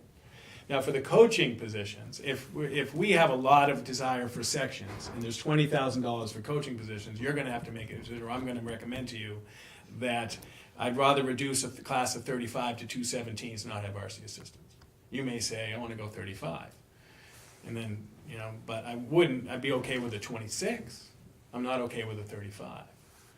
And that, Dan will wanna know, those staff, if they're not going to be varsity assistant Hopkins School District, they will want another job. So really, by June, we have to tell them we're not going to fund the varsity assistant position. No varsity soccer, no varsity cross country, no varsity assistant in field hockey, so they can go find another job. Have we had this before in our district? No, No. we've never lost a First budget time. like this before. So it sounds like on April 18th, which is. April 18th and- Yeah. and May. and that, but you said the teacher contracts are due April 15th, but, We'll April do plus contract. okay. So April April 4th. 18th sounds like a meeting where we should make decisions on where we're gonna pull Yeah, that from, and and we I'll- can always adjust later on. All right, I'll talk with But- Chris and Rebecca when they're gonna make sure we have pretty strong numbers. We have some numbers now, but I'll So talk with what Chris. Steve will do is present to us basically what the recommendation is for all the contracts, and we can have the discussion. And then behind that is basically the financial implications of that. So once that is presented, then we'll have something to be able to look at where he and his administrative leadership team felt the changes were really created the least amount of risk, if you will, with the contract. So Steve, on that 18th meeting, we're just doing teachers that night, right? 18th is admin. Or 18th and April 4th is teachers. 4th, okay. And I will check with Chris and Rebecca when they think they're gonna have We pretty do good them numbers for separately. plus Mhm. contracts. Okay. So, and I'm not trying to be a downer. Look, one thing we know is we're not letting current teachers go. Right, so I'm not, this isn't, but it just means that we're not going to expand. And I tried to be, when I spoke a couple times, I said, this is a less of an increase. I didn't say this was a cut in the budget, this is a less of an increase. Can you just, for Norm's education, just describe the plus contracts? So, for example, we have, right now, we have a science teacher who teaches 6 classes, and the full-time teacher is 5. So we have a science teacher teach 6. Initial conversations with the department chair, initially, had the numbers of department, said, Steve, I could ask for a whole new teacher. We ask a whole new teacher, everybody gets all the science that they want. And then I said, you're probably gonna get 1 or 2. And then I said, what that means is kids can't double up. That doesn't mean kids won't be taking science, but kids won't be taking all the science that way. We have kids graduate Hopkinton High School with 7 sciences. We like that, we think that's a good thing. But now we don't have the money to pay the teachers to teach 6 sections, or hire another teacher. So potentially, now this is not confirmed, potentially, there is a less section. Bill and I are watching kindergarten. kindergarten's at 54. That's 18 apiece. 18 apiece has been our past history that we're going to go to 3, especially March 21st, because Bill and I can bet all we want, but it's going to go up between March 21st. And if we wait too long, then we aren't getting first-tier teachers. We're getting second-tier, just timing-wise. So all those are the decisions. So plus contracts are on and above a full-time salary. Thank you very much. So that's where we are Can I just, on, well, Sorry, just on the financial part of things, because this will, and since we're on this subject, I think I should just point it out. So I have to revise now, and again, this is something I've never done, my budget packet, and have it reconciled to what is actually on the MS-22. So even though the board will make potentially other decisions than what is on there, there will be like a 1.0 FTE less on the totals, you know. So I just want to be clear and transparent that it's going to be a lot of work, but I'm going to have to do that task, because what will happen is if I don't do it now, it will come back to haunt me when I get it prepping and trying to reconcile it for next year's budget process. Without doubt. Okay. so that's where, and we'll address this a little bit more, the MS-22. But that's where we are at the impact end, and the 97 from the GMR we like. Yeah, that's great. Yeah, Yeah. it's very good. So, Any other, Norm, you have a question? No, or- no, no. Okay, no. so, Were you good, okay? yeah. So, and I appreciate Bill Caruso and Michelle Clark, who have led the compliance with SB 247. So SB 247 was a law passed and signed by Chris Sununu requiring places with kids, daycare, schools, to test the water for lead. By June 30, 2019, we had to test. We got a head start on last year. Michelle and I, we did some testing last year because we care about our water, and we did some retesting and did some testing this year. So we are, tomorrow I'll be posting the letter, because I always like to have the board go first, but I put, and Mr. Goupel put these are from, so our results are on the DES website. Really appreciate, so, and I got an email not too long ago from a community member to come and meet with me about water. And then the next email, and I love the full transparency, works for the DES. The dates were a little funky, so I gave her a call. And so what is required is a 0.015 parts per billion or parts per million. That's required by law. We had one test at Harold Martin come up. We are remediating that. It's a sink in a staff/computer lab. We're doing great. Some information was provided to me, and I can provide that in the next packet to the board, that there's a requirement and there's a recommended. And last year, as part of the public health, one of the most fascinating public health meetings I've ever been to was Gail Gettins from the DES and Water presented about the impact of lead. Lead is not insignificant. It's 100% 100% avoidable, preventable, but not curable. And the last person in this country to die from lead poisoning happened in Manchester, New Hampshire. And it was a refugee from a country who survived war-torn, came to New Hampshire, ate lead in one of their places in Manchester and died. I think that's an incredible story. And there's a paint company that used to be called the Leaded Paint Company. Now it's Dutch Boy, I think. I probably just, if that wasn't Dutch Boy, I'm in trouble. yeah, watch for the lawsuit. They're not a Still watch sponsor. this, but it was just fascinating. And Matt actually at leadership talked about the statistics how things changed when we took lead out of paint and gasoline, right? And all that fun stuff. Anyway, so lead is bad. It's bad. We will right now. I asked Mr. Caruso just to, if we did the 0.005, if we went to that threshold, early indications. Michelle and I have not dug in on this because this was literally in the last 2 days. Early indications are it's 6 dispensers of water, 1 drinkable, 2 double in kitchen. So we'll take a look at that, and if it's the board's desire to go beyond the requirement and do what's recommended because lead is bad, we would certainly serve at the pleasure of the board. You know, I'll try to get some more information about what is the cost to exceed the state requirement, so you can make a more informed decision. But based on my education and talking with people, and Bo and Hopkinton are mandatory testers by doctors. Like I remember my little one. My doctor was supposed to test my little one. They didn't though, because they just don't.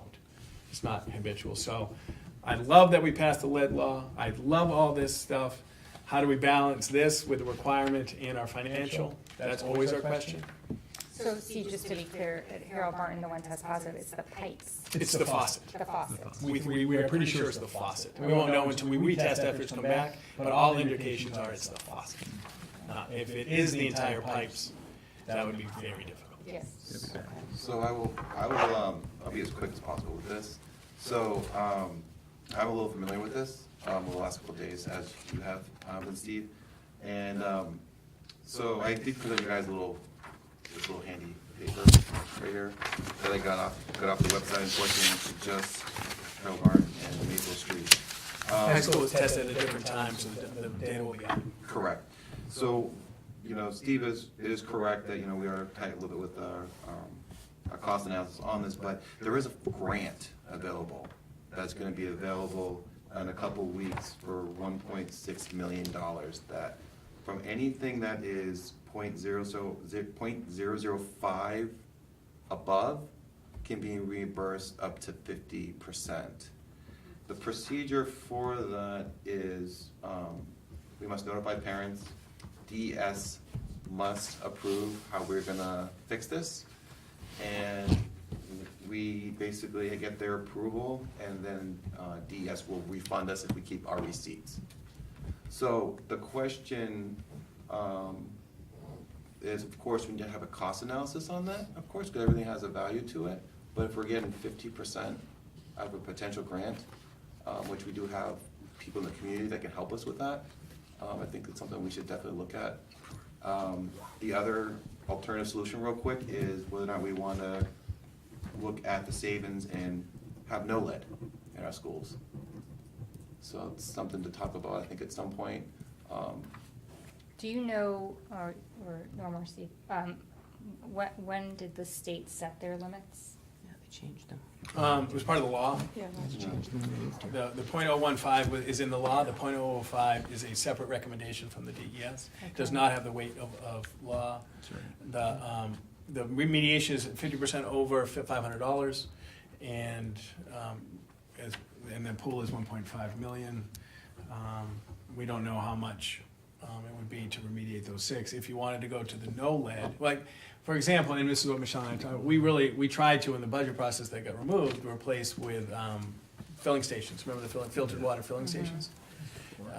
And so that, we really do like water. We really like good water. But it's, again, those were removed. But I think if we have an opportunity to get 50%, we have a total of 7 that we can submit through the proper process, and we get, thorough quote on that, I mean, I think it's an opportunity to take advantage of free money. Sure. So, I'm great that the school did this.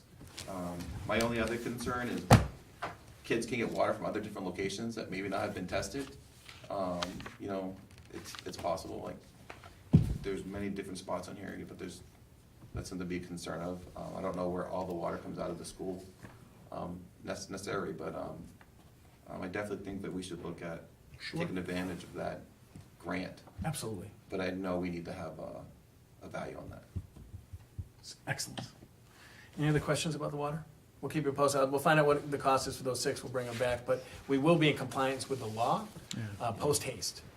And then if the board would like to exceed, then we'll continue to work on that. But we will meet our June 19th requirement and our posting requirement, June 30 requirement 19. And I will get the letter out that Michelle drafted for me tomorrow. Thank you. If all goes well and the creek doesn't rise. Everybody okay? Very good. So, the intent of the next, to take a look at the building committee formation, that was a very brief, very quick to start the discussion about a quick application. Very much appreciate and happy to work on the feedback that was provided to that. So so I do think there's a little bit of sense of urgency to try and get going and develop a pretty good just an application or questionnaire. Happy to, Jim, I appreciate, and Aviva, all your feedback. Happy to incorporate all that. Send another draft around, or I can just take it and go so we can get it out, so we don't lose another 2 weeks. Do you want to just talk a little bit about what that application might look like with some of these additions, suggestions, just to see if there's any board feedback? Sure. One was, let's add a resume, if you've got professional qualifications, happy to put that option on there. Another is, I wrestled about this, start with why would you want to be on there? A little motivation of why. And then a little bit of position description. I think Jim suggested that we do a little bit of introductory paragraph of what the role of the committee is and the decision-making tree. So a little bit more clarification. Happy to do that. And with Matt, it's Norm and Jim, happy to run this by you two. Do a draft and send it by you two if you like it. I do think, a broad appeal to people is a good thing. We're more transparent and anybody wants to join the journey. I have a little sense of urgency because it's, we gotta get going. Yeah, I mean, I would say this is an urgent matter. We don't want to delay or lose 2 weeks. So, I mean, I think if we trust that the feedback that's gone in is good enough and Steve can revise it so that he can move this forward. I mean, unless Jim, you want to Yeah, I take a guess. quick look at it? Yeah, I work with Jim Your and Norm. email, Norm, just to, Yeah, I mean, so I think moving forward is good. I don't know. It feels like if the board's going to set up a building committee, the board should probably vote on the charge and make sure that we're comfortable with the number of people, and so doing it individually might be okay, but it feels, I don't know, it feels like it should be a board conversation and then a board vote on what we're asking people to sign up for. So I feel a little bit funny. I don't mind talking about it and hoping my suggestions were helpful, but I just, are you concerned 2 more weeks? Wait it out. Only if, Michelle and I talk about this all the time, it's, 2 weeks is now April 4th. It really, does the board have any desire to take advantage of a 9-week summer? Because right now, the last day of school is June 14th, 17th for the secondary. It's a 9-week summer. Summer is an excellent time to do stuff. There's no kids around. Well, there's less kids around. There's less, there's ESY, we can do something with ESY. If we're gonna try and do like, Michelle and I don't live together, but sometimes it feels that way. But every day, she really does feel like the roofs are her house roofs, and she really wants to take care of roofs in a heat recovery unit. But that's a decision for the building committee to decide if we're going to peel some things out of the project and work on them with a bond anticipation note and different funding and make that recommendation. It is not impossible. I met with, as you know, vendors are attractive to us right now, and I talked to them about how you do this, and yes, you can pull it out and they can do it. I just think, but also slow and steady. We don't want to look like we're doing something untransparent because that can bog us down too. So I'm happy to work with Norm and Jim doing a more thorough draft, making sure they're on and bring it in 2 weeks. I mean, that'd be my preference, but I don't want to slow down the process. I just want to make sure, as I know what I'm asking people to sign up for and to Yeah. do. I mean, I would say if the sheet gets revised with that additional information and you took a look at that and you felt confident, do that. I would recommend you do that soon. And if you felt confident with it, then we move ahead and not wait 2 weeks to have the whole board look at it. Because ultimately, if you're going to sort of be the lead board representative on that, there's going to be lots of decisions that you're going to have to make without us. I mean, and I fear holding this up because we got to take advantage of every opportunity we have to get going and to get stuck on what's the application look like. I don't want to do that. No, and I'm not stuck on what the application looks like. I'm more stuck on what are we hiring asking in? people? What are we asking? Yeah, what are we asking people to do? Well, What's Jay has a list of, I don't know if he had mentioned. Yeah, put it out. There's the list of types of positions That was that in, we're going to be that was in looking the for. last meeting in March. Yeah. The J configuration in each position. And I had comments on that, and so again, I'm just going back to what does the board want to do versus like I get that, and I don't. If we want to put an application out and ask people to, if they're interested, let us know who they are. I think that's fine. I'm thinking more like what are we asking this committee to do? What decisions does this board want to make versus the committee? Like what are we actually charging them to do? Because we all may have different ideas, and so it feels like having that spelled out so we can vote on and then tell the committee or tell the town, this is what the charge of the school board is to this committee. It just seems. Yeah, no, we should be. I mean, we should be Yeah. providing that guidance, and we did for the building project going back 3 years ago. Yeah. We provided a charge to Steve and Michelle Totally. to And I don't- basically. I don't want to invite people to something that they might not want, Or we might change our They might mind. think they're decision makers and they're recommenders. We'll have like an interview Yeah. with them. Yeah. Sit down with them and talk to them. No, yes, and I think we. I mean, I think it's being clear as to what we are asking for, Yeah. so that we're very clear on what we're asking for, so we are bringing in the correct people who have interest. Correct. And I just feel, I mean, Norm and I can make a recommendation to the board, but I don't want to be, I guess without the Be board's fully vote, I'd rather. I think that's, I agree with you. So we'll bring Okay, something back next yeah, time. Okay. Cool. Works for me. Thank you, Jim. Works for me. So something else to think about. Jay recommended trying to determine an owner's requirement list. And getting constituencies together, community administrators, board members, and at the outcome of this, what do you want? And here's a recommendation, it's a weighted tally. You get 15 people in the room, facilitated, you put all the sub-projects that are up there. Michelle and I laughed, if roofs, she might put all 5 of her tallies on roofs, I might go all 5 on bathrooms.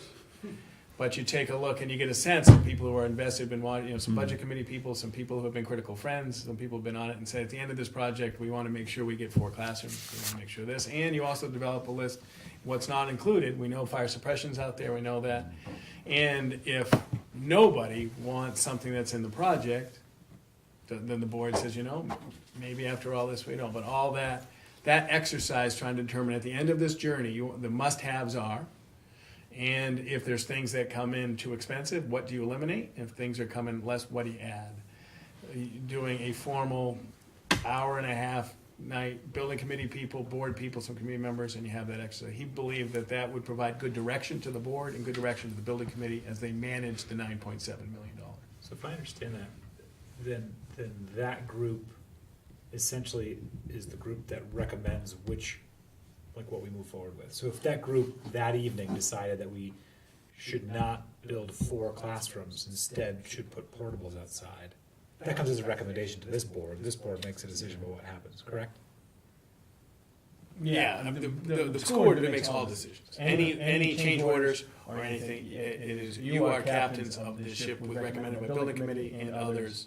So yes, if you wanted tomorrow to wake up and say, what, we want to do portables and we want to do 1.75 billion suppression, I think you have the ability to do that, I would be concerned. Yeah, I guess that goes to Jim's point too, about wanting to make sure that we set this group up for success, where, I mean, the board might want to first say, like, these are what we think are the priorities going into this. Like, I feel strongly about 4 classrooms, and we may want to actually tell this group, like, you're gonna have a lot of leeway to make some recommendations, but just know these are things that are must-dos. The board's already decided that 4 classrooms are a priority. We've already done that for months. Right, so I mean, I that's think done. Okay, Yeah. as long as that's, Yeah. bringing the people in, who we bring in, it's that they have the expertise and experience to weigh in on that facility project and to move it forward. Project Yes. plan and stuff like that. Jay's language Yeah. was, up until now, we've talked about these 30 things as equal. And he really wasn't talking about the science labs, versus really talking more of the deferred maintenance and the sub-projects. What are equal? Are the locker rooms equal to bathrooms, equal to fire panel, equal to digital automation controls, equal to this, and in what senses? Because if something's gonna go, what's gonna go? And what process you're gonna use if something comes in at $300,000, I can tell you 3 people came to me after a tour and said, Steve, do we really have to put $250,000 into the locker rooms? Including some people, and So some of this, we're just not gonna know until we start getting into the process and getting quotes. It can be, we're lucky and everything works out great. It could be, we run into some issue somewhere and we have to cut back on something else. So it's really priority setting down the list, because right now the list is not prioritized Well, and this to some extent. And this brings up, I think it was one of my comments I sent to Steve, is, and I don't know if it's here or not, but, so in the list of building committee, it was reference to clerk of the works, and I'm more comfortable, because mostly I've done it in other building projects around a construction manager, which are 2 different ways to do a project. And it seems if you hired a construction manager, they would help you set those priorities, because they would look at the project and tell you what things they feel, I mean, they're the experts. Anyway, I'd say all this, but that seems like a fundamental decision that Yeah, this so, board I mean, is I going think to agree there, on. that's, there's the task of trying to get the committee formed, so we can move ahead and get the right people on it. But then there's also the other thing that has to get settled, was how do you approach it? Is it a design, Yeah. bid, build, or do you go with a construction management company? And there's pros and cons to each. I mean, I had a conversation as well with Jay about that. So I think that's another discussion we'll have to have here, probably, you know. Yeah, my thought, Short and it order. doesn't have to be that way, but I thought the Yeah. building committee would give it and make a recommendation to the board. And the board decide based on, I thought that would be a building committee task, would be recommend the construction approach, the financing approach. And say the board, for these reasons, the building committee says is construction management, because for the time and scope for the 2 years and how we're gonna do this is the most efficient, cost-effective way to get what we want. I'm just saying, I'm not yielding, I'm just using that example. Yeah, that's a good example. Matt, you look like you have a No, I feel like I started us down this rabbit hole, but it was partly because I thought I had heard something like this group could make a recommendation that fire suppression is more important, which is a $1.7 million expense that we didn't necessarily all agree to as part of the 9.7, so I just wanted to make sure that I understood. I feel very strongly about 4 classrooms, but if this group can go decide or make a recommendation that fire suppression is more important than 4 classrooms, I just want to be very clear from the beginning, no, we feel these things are must-dos, everything else. Yeah. I don't think we're Jay tasking them to make those decisions. We're tasking them to carry forward the project that was approved and help prioritize Within the that items project. within that project. If something had to go, what would it be? And how do we approach the project? I mean, I am curious to hear if the board feels the way Steve did, that let the building committee ultimately recommend which avenue to go with, design, bid, build, or construction management, or would you like to also, you know, you're free to speak your mind about it if you had expertise, but bringing together the people who have the expertise probably are the best people to ultimately Right. decide which way to go. Jay recommended having a parking lot stuff of that, if something comes in under, you have $1 million, where are you gonna spend that $1 million on? Having that list early in the Yeah. project is a good thing, because, you know, when you have people there, you're gonna make these decisions. Yeah, That's and all. we're on a tight timeline, right? So we don't want to get hung up, you know, mid-project and, Is Jay able to give a little guidance to Jim and I on this, to scope it so out? I mean, he has expressed he's not going to chair this committee, but he certainly will, I think he would be happy to participate.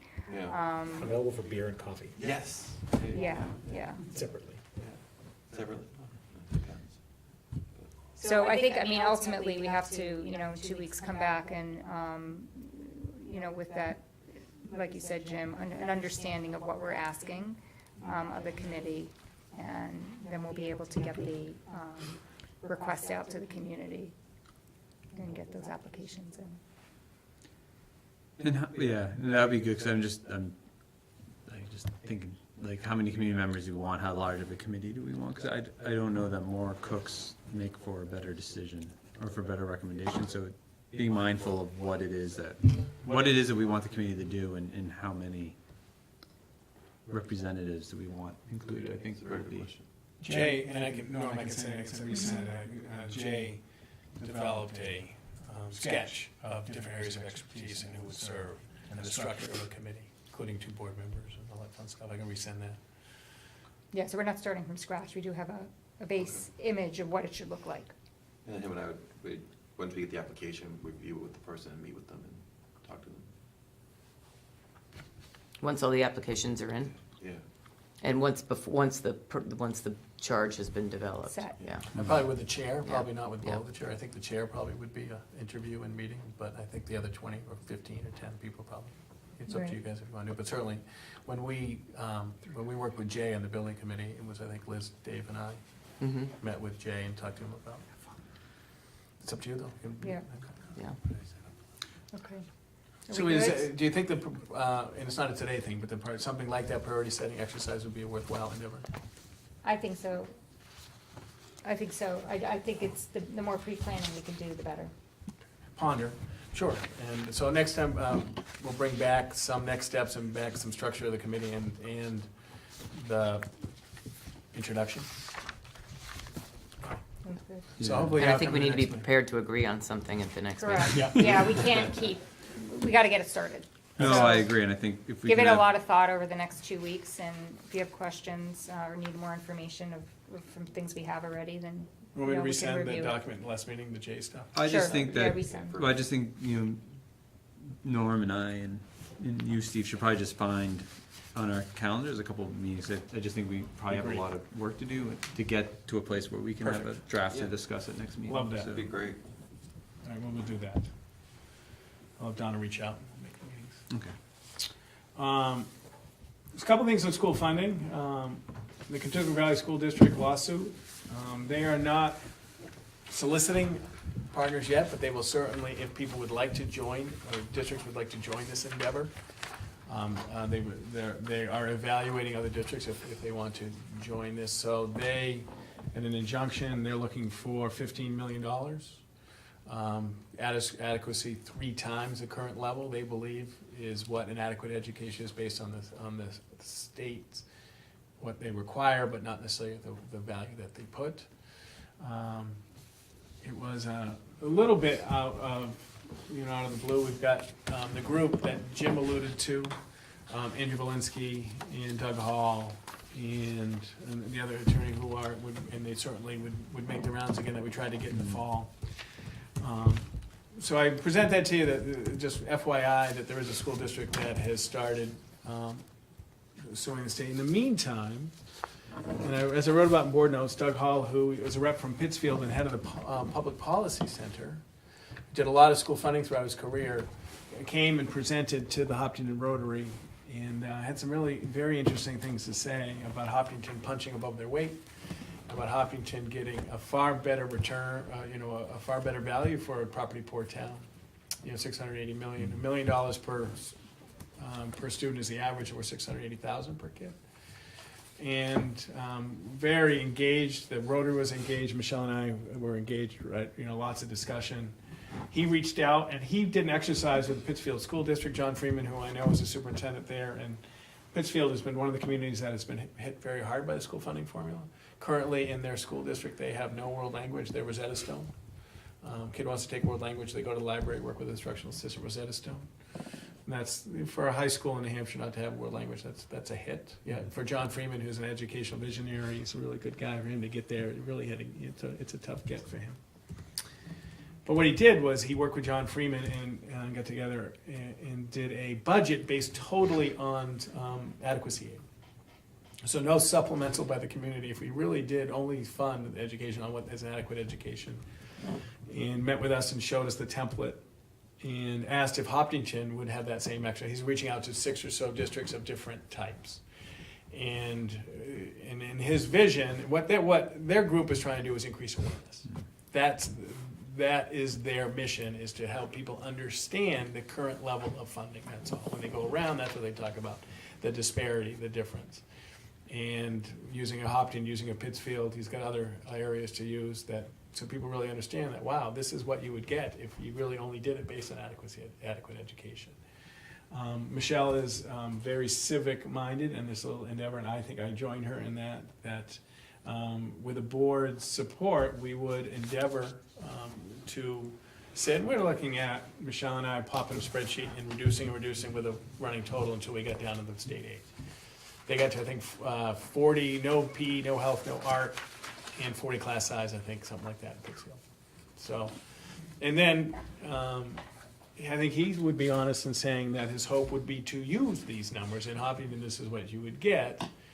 So, and letters to the editor in Concord. So, if you think your state aid is adequate, this is what you'd get if we just had it, and just to increase awareness. So he would like to use the Hopkinton numbers, and if the board didn't want their Hopkinton numbers, and he said, if you don't want your Michelle's name or Steve's name next to it, we don't mind. We throw our name all around all the time anyway.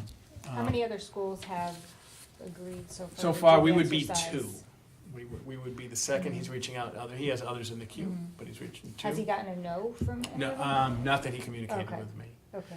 And he's trying to hit different areas of the state. Some Concord Mod, he'll hit the Union Leader, he'll hit the Keene Sentinel, and he's trying to put these in the paper. It would be an interesting exercise. It's fascinating to me to do this exercise, to see what it would like and see. I always say this, I don't pander to this community. I'm always privileged with the amount of support that this community has given. I've been the beneficiary as an educational leader for 20 years. And I've been humbled by the amount of support. And this has nothing to do specifically with the lawsuit? It has nothing to do with the lawsuit. This is a Okay. total different group. So there's no legal reason why we shouldn't. No, this is Participate in a the couple of hours exercise. of a superintendent business administrator who are relatively busy. And if the board is interested in this exercise, I'd bring it to the board in a month, the next business meeting. You'd have school funding on there, you'd have CIP on there, you'd have the monthly financial on there. We'd take a look, and you'd take a look at this, wow, this is very interesting. I think people should know this. That's what it would be. Comments? You can also get it and not do anything with it. Good? Matt? No? I think it's interesting. I mean, I don't see why we wouldn't want to engage in the conversation. And I think it might cause conversation in town about, well, hey, you can just drop to state levels and still run the school, but I think that is a strong message they're trying to send, and I think we should be a part of it. Yeah. Yeah, agreed. I think it's something that, we're struggling right now in our operating budget, and if we can send a message and support, I think that'd be really good. We're struggling. We gave Doug the second meeting in April, right, Michelle? And that business meeting, so we'll see if we can dig in. Okay. Excellent. Thank you. At that time, if we would like to engage Hillsborough again and do a partnership with me, I'd love it. It was a fascinating, I've seen the presentation a couple times, maybe you could find it interesting, like we re-engage, and they are still doing it. Okay, I think it would be good. I mean, I think it's a great community conversation. So Great, maybe we do it all around the same time, I can present that. I think that'd be good. I'm gonna run through some quick personnel stuff. We have a long-term sub, so it's, I think, Ms. Surgeon to Harold, Ms. Ash Brazard to Ms. Surgeon, and Jason Lang to Ash Brazard's Domino's. You with me? Filling the position. This is all about a 6-week or so, we don't know, medical leave. So we're nominating Jason Lang to support the Domino's. Instructional assistant, MSS.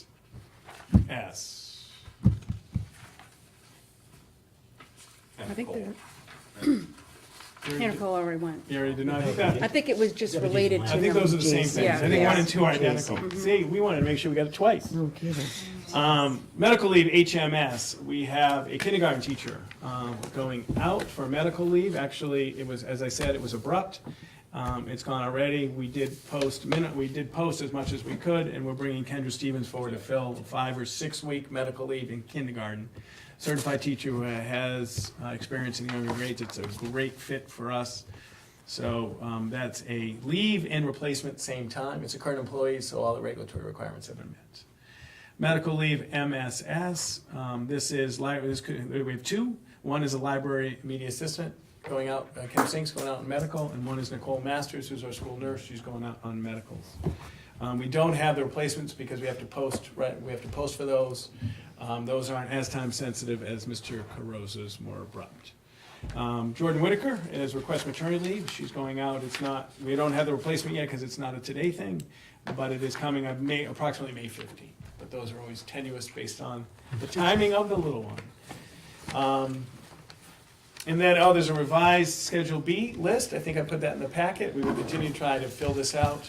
So I, being a little bit of a knucklehead, I think I nominated David Brandt because he was last year. Yes. Yeah, I So saw that. I was wishful thinking. It's not often you have a professional baseball player coach middle school sports. So David is out. He did a 1-year wonder. So we've got 2 filling that spot. They share. That's what happens when people are busy with work. It is. We've got Bob Dunlap and Bob Ualty, and they will share one stipend. That's pending final approval of the superintendent. We're gonna make sure the background check and stuff like that is done there. And what else we got? We also have Matt Bryant. So Mike Zahn, Matt Bryant has decided not to coach JV girls lacrosse. Mike Zahn has decided to coach. There's a little bit of internal stuff. I've received verbal. Matt has not resigned. There's 2 ways they can do it. They cannot sign their contract for a certain number of days and then we expunge it, or they can submit a letter of resignation. Either way, pending final approval of the superintendent. I know Matt's not doing it and I know Mike wants to, but that's why there's a little caveat there. Quick question, did you find a JV coach yet For lacrosse, for boys? no. Oh, yes, it's on this here. Richard Riddinger, yep. Okay, all right. Yeah, we have that one too. Yes. Yep. So the only opening we have is JV middle school baseball and middle school assistant track. Cool beans? Everybody okay? Yep. One of my favorite topics, it really is a favorite topic of mine, is kindergarten. Bill and I watched this place. So I think I wrote up the board notes, we were at 52. Today we're at 54. So 54, typically it is, what's it, 2 today? I was just saying, I don't think I'm sorry, I don't think I've signed my son up yet. Yeah, you did. Oh, I did? You did. Okay. But it was late. Somebody did. But it was tardy. No excuse. That hurts You're my- not alone. That hurts my betting. That hurts my pool. You can talk. I'm gonna make you nervous, You that's can't all. Could have held it to You the can't last fix, second. you can't fix this pool. I mean, that would be. So, Please don't. again, publicly for years, Bill and I came to, we believe, 52, 53, 54. Right now, today, we're at 18, 18, 18. 18, 18, 18 is little, and I can't guarantee it, but everything that Bill and I have been doing together for all these years, it gets bigger, it'll be bigger September 1st than it will be March 26th. You get 3 more kids, we're at 19. 19 in kindergarten is more than Bill would recommend. So if you want to do it tonight, or if you want to do it in 2 weeks, based on this rate, 2 weeks from now, we're going to be 60. Seriously, I'm not kidding. So we can advertise now. Originally, kindergarten is in the budget, right? But the reason why I took it, right, because before I had to take something and it wasn't at 53, 54. So with the board approval, we will post for a kindergarten position. The earlier we start, we like to get positions posted now. We posted all our for sure openings, retirement, social studies. It would be third grade position. Third grade. It's a third grade position. It means that we'd have 4 kindergartens, so we hire somewhere else. And we try to get them posted, but main for what we want to do is hire someone before they sign their contract. Because when they sign their contract, we have to ask permission from the superintendent to release them. And typically, contracts go out the 14th or 15th of April. Typically, it's 20 days. So we like to have this all done by May 1st, May 2nd. That's the ultimate flexibility. Superintendents are pretty good through June. After you get to July, it's usually, we'll let you go when there's a suitable replacement. Once when I was a high school principal, we didn't get a suitable replacement until Thanksgiving. So, if the board would like It's to beneficial consensus to get it out there. Yeah. It's gonna be, it doesn't come official until you hire them. right. You don't have to do this, but once you hire them, then we commit. Right now, it's committing to an inquiry. Would you like to, we're at 54 today. So you can Yeah, reply. I say Well, I have a yes. quick, I'm sorry. Now, second grade, we have 3 sections today. Correct. The projections for that for next year would be 3 classes of 25, wouldn't it? 68, I So you think. went out. Of 22. You're 67, 68, yeah. Okay. I just don't know, because that's not budgeted to increase that to 4. Correct. So I just don't know. I don't know if we're putting our eggs in a basket too early. I don't know. I mean, I don't. Well, I mean, based on, We're there, we're at 54. yeah, we're based there. on the experience they. 22 we're in gonna second grade exceed. is better than 18 is kindergarten. And that was my question for you, Yeah. is which one it would be better. 22, it's not until we get up to 25, 26. I was gonna say, bringing 18 kindergartens to your home, over 22 to second grade. I've got a kid in each grade, so I mean, I just. No, we're at 54, we've always gone to 53. We pulled the trigger at 53. We're at March 21st at 53, it's going to be 60. Yeah, I mean, It's I going would, to be I would six. highly Already person. trust Yeah. their Yeah. expertise here. So, And we don't have to hire, all we're doing is giving you Correct. permission to go and recruit. Absolutely. And Recruit, so we don't if lose out on a if potential Maybe kindergartens teacher. are gonna flee the town over the next couple of weeks and Maybe. we won't have to hire, right? Not typically. Everybody okay? So Bill, you got Yes. your marching orders? Yes. Okay, but for the record, just so you don't, when you look at it, we already have 4 kindergartens. It means third grade.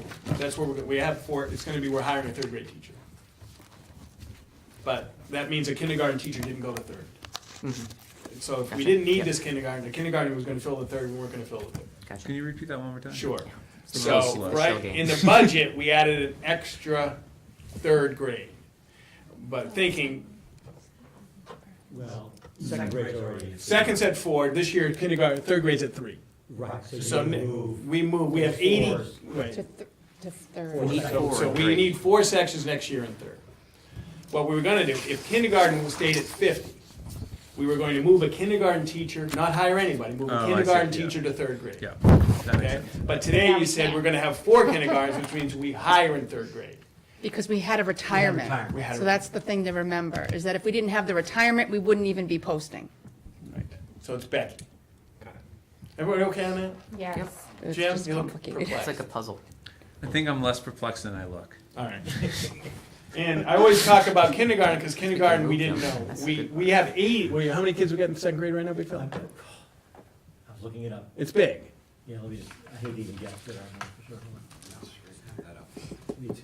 That's- Second grade is 83. So it's 83, so we need 4/3. We got 83 kids.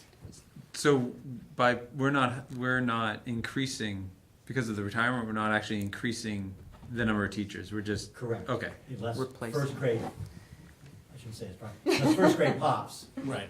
The Okay, question, but what we're deciding tonight isn't increasing, it's not increasing FTEs, we're. Correct. Trying to replace one. okay? See, I wasn't that perplexed. All right. And it is confusing. I always talk about kindergarten because that's one with flex. Okay. We know 83 kids, 83, is that what you said? Yes. 83 kids. If we went 3 80s, they'd throw me out of town. They would. All right. That's our personnel. So the financial, this is the financial coming. It is for that, is this each one for them or the budget committee? Oh, I have the budget committee right here, packet for Jim. So there's the financial that Michelle will speak to. Yes, so it was in your packet as well. We're getting closer to the end of the school year to make it more of a reality, or I should say, more of my estimates to see if they actually happen or not. You know, I will put a caveat in here that some of the additional expenses don't account for some of the medical leaves, unfortunately, that have come in recently. So obviously, that's going to play out once the contracts are given for that. That money will get encumbered, and so then it'll shake out better as to what, I mean, we certainly plan for so many subs, but not on a long-term basis, you know, like 10 subs at Herald, you know, for a week period, you know, things like that, when I do my additional expenses, because all subbing that don't have a contract but are just like day-to-day, those are not encumbered. Okay. So you will notice that I did put on here now the money that we did earmark at the last, I think it was last financial meeting, not last board meeting, but I could be wrong, and it could have been board meeting, where we talked about thinking about us withdrawing $100,000 from special education. So that's why it's in the negative, because what will happen is if we do withdraw, it's going to be a public hearing, it would get posted for. The expense doesn't get posted in the general fund, it goes to the trust fund. So that's why it's a minus there, but it just kind of is transparent about what that is talking about. So with that, we're still about 134,000 off of what we did promise during the budget process. So that's including the 100,000. Okay. No, the 100,000 didn't come from, oh, sorry, which 100,000 you talking about, the special education? Yeah, that's correct. Yeah, that takes into account that $100,000 of our expenses is going to another fund. Okay. Everybody okay? So essentially, it looks like year over year, we're off by about $7,000, if you take into consideration the 100. Yeah, 310 versus, say, 303, if you take out that 100. well, that actually would be, yeah. Because that exactly, yes, 403 that's- represents Yep, us that's right. reducing our expenses by $100,000. So I'm Right. just looking year over year to compare apples and apples, because we didn't have the 100 in there last year. Right. Yep, So, no, that's so we're very about true. 7 off. Because of the 343, like for Norm, who's new, 120,000 of it is to cover food service. Yeah.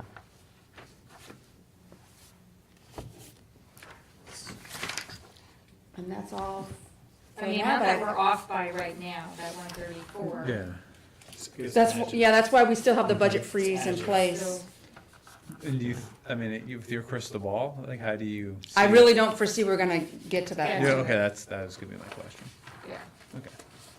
I keep hoping that something changes that actually makes that not be a reality, but I unfortunately, other than the health insurance rate coming in that helps next year, I haven't had good luck with those kind of things.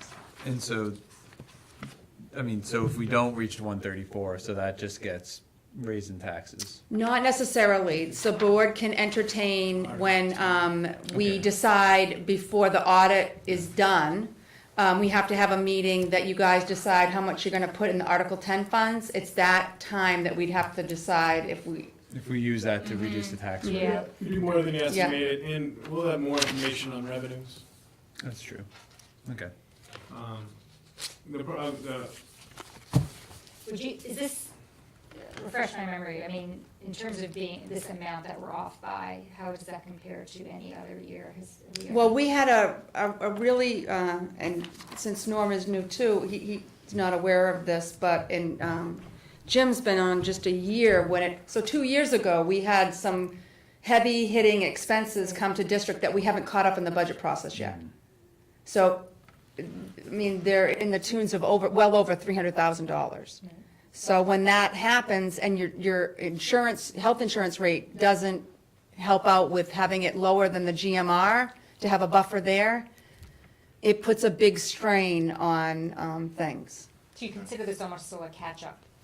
It definitely is catch-up, and it's for a really, I don't want to say freaky year, but I mean, it's like An odd year. an odd year in that a lot of things happen that normally don't happen together. Right.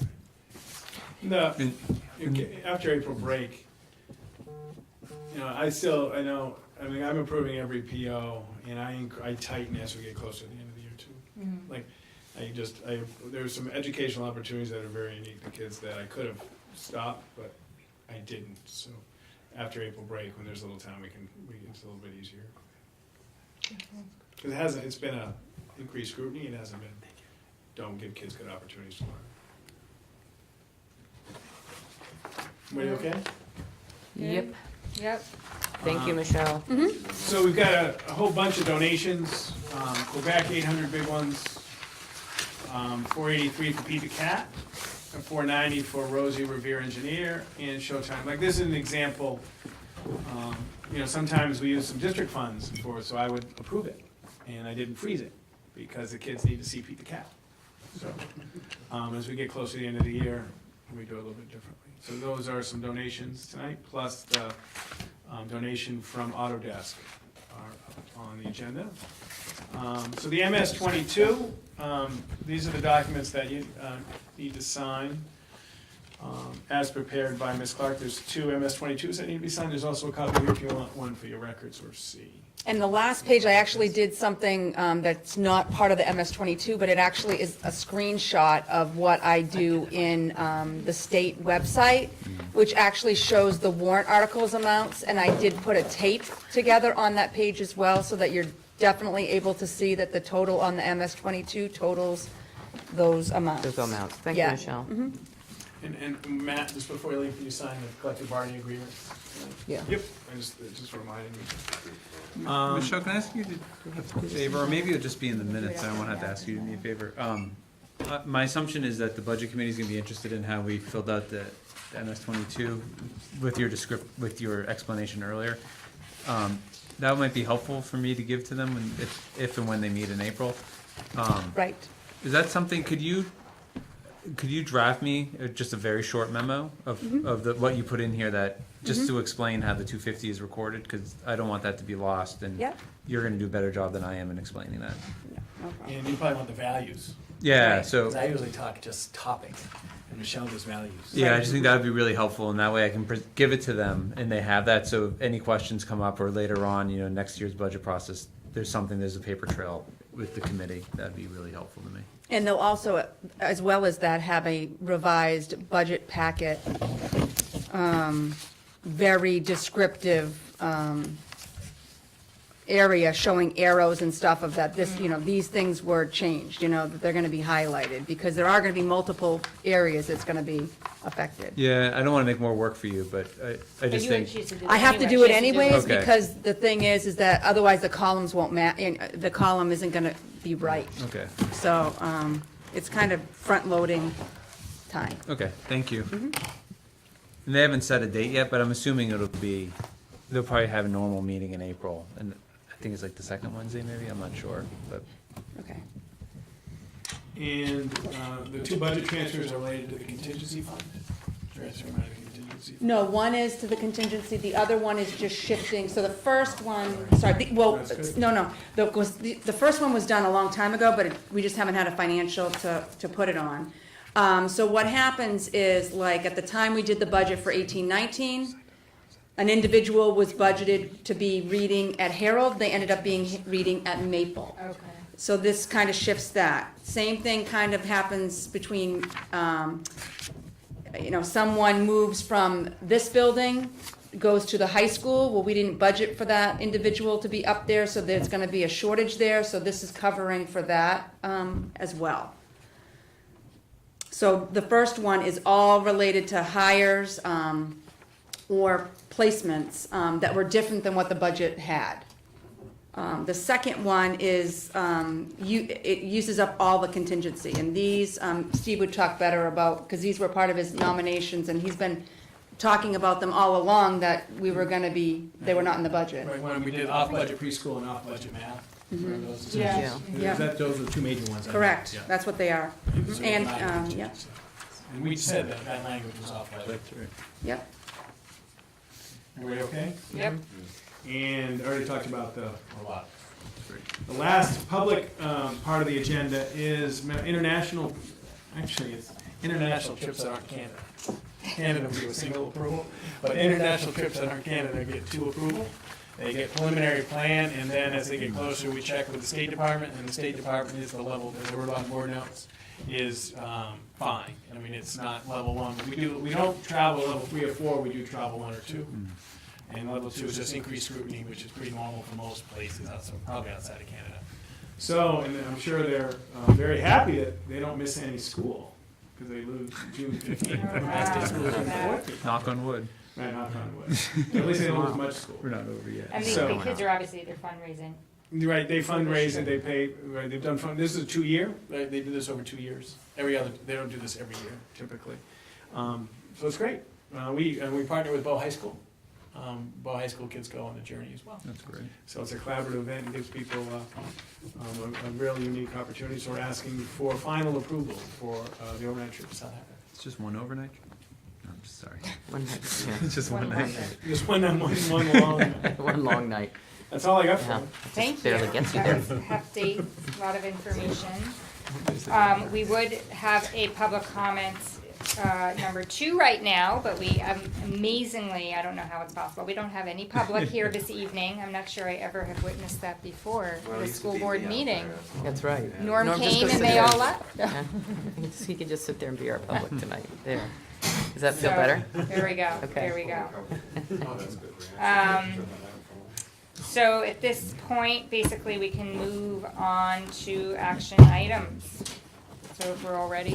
Go. Let's do it. Okay, so I'd like to move the Hopkinton School Board appoints Jim O'Brien to serve as the representative to the Hopkinton Budget Committee. So moved. Second. All in favor? Aye. Any opposed? Motion carries. Should have said. Thank you.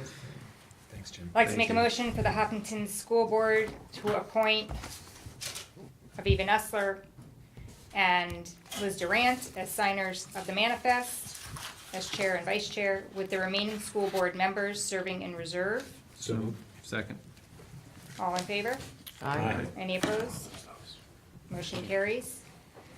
I'd like to make a motion for the Hopkinton School Board to accept the superintendent's recommendation to approve Harold Martin School kindergarten teacher Terry Grady's request for medical leave. So moved. Second. All in favor? Aye. Any opposed? Motion carries. I'd like to make a motion for the Hopkinton School Board to approve the superintendent's nomination of Kendra Stevens, long-term substitute, Harold Martin School, start date and duration to be determined by the superintendent of schools. So moved. Second. All in favor? Aye. Aye. Any opposed? Motion carries. I'd like to make a motion for the Hopkinton School Board to approve the superintendent's nomination of Jason Lang, instructional assistant, Maple Street School, pending final approval by the superintendent of schools. So moved. Second. All in favor? Aye. Any opposed?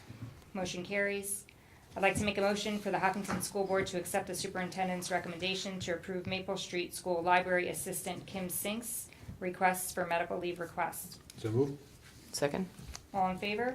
Aye. Any opposed? Motion carries. I'd like to make a motion for the Hopkinton School Board to accept the superintendent's recommendation to approve Maple Street School nurse Nicole Masters' request for medical leave. So moved. Second. All in favor? Aye. Any opposed? Motion carries. I'd like to make a motion for the Hopkinton School Board to accept the superintendent's recommendation to approve Maple Street School physical education teacher Jordan Whitaker's request for medical leave. So moved. Second. All in favor? Aye. Any opposed? Motion carries.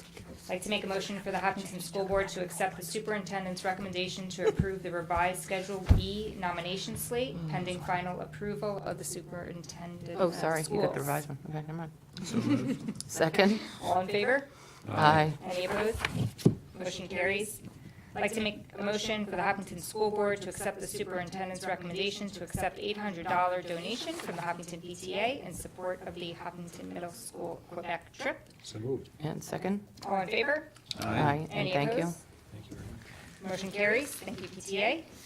I'd like to take a motion for the Hopkinton School Board to accept the superintendent's recommendation to accept $483 donation from the Hopkinton PTA in support of the kindergarten students' class trip to Pete the Cat at Capitol Center for the Arts. So moved. Second. All in favor? Aye. Any opposed?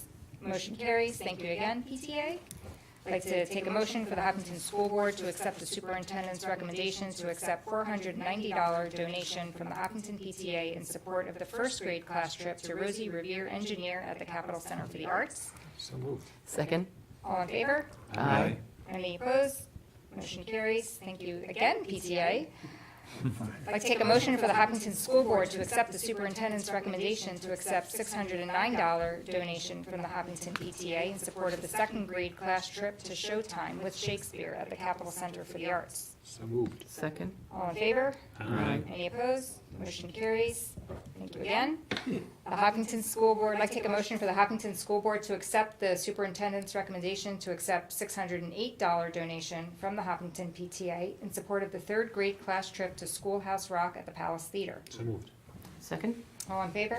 Aye. Any opposed? Motion carries. I think those, I don't know if we've ever had that many PTAs on one agenda. No. So This is a huge record. thank you, PTA. This is a record. Yeah, that's great. I'd like to take a motion for the Hopkinton School Board to approve and sign the MS-22 form as prepared by Michelle R. Clark, Business Administrator. So moved. Second. All in favor? Aye. Any Thank you, opposed? Michelle, for all your work on that. Yeah. Motion carries. Thank you, Michelle. I'd like to take a motion for the Hopkinton School Board to accept the superintendent's recommendation to approve budget transfer 2009. It's probably not contingency, right, Michelle? Yeah, No. 2019. For staffing 3 allocation. Yeah. For staffing allocation. Sorry about that.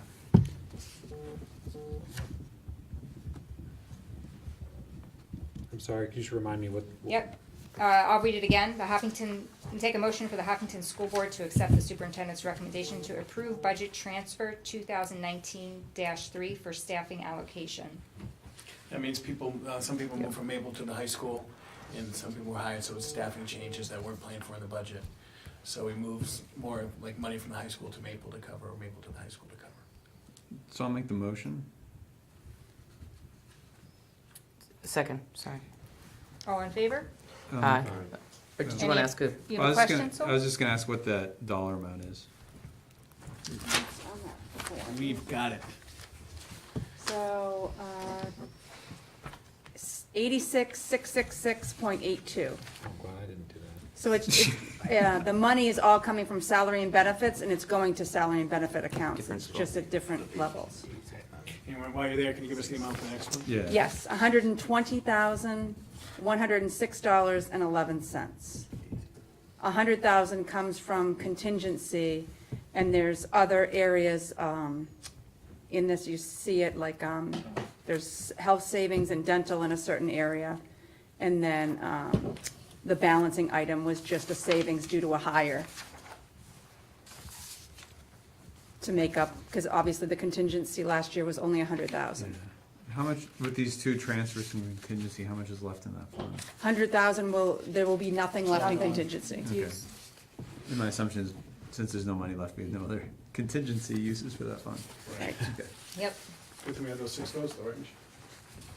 Okay, so I'd like to take a motion for the Hopkinton School Board to accept the superintendent's recommendation to approve budget transfer 2019-4 allocation funds from the contingency fund.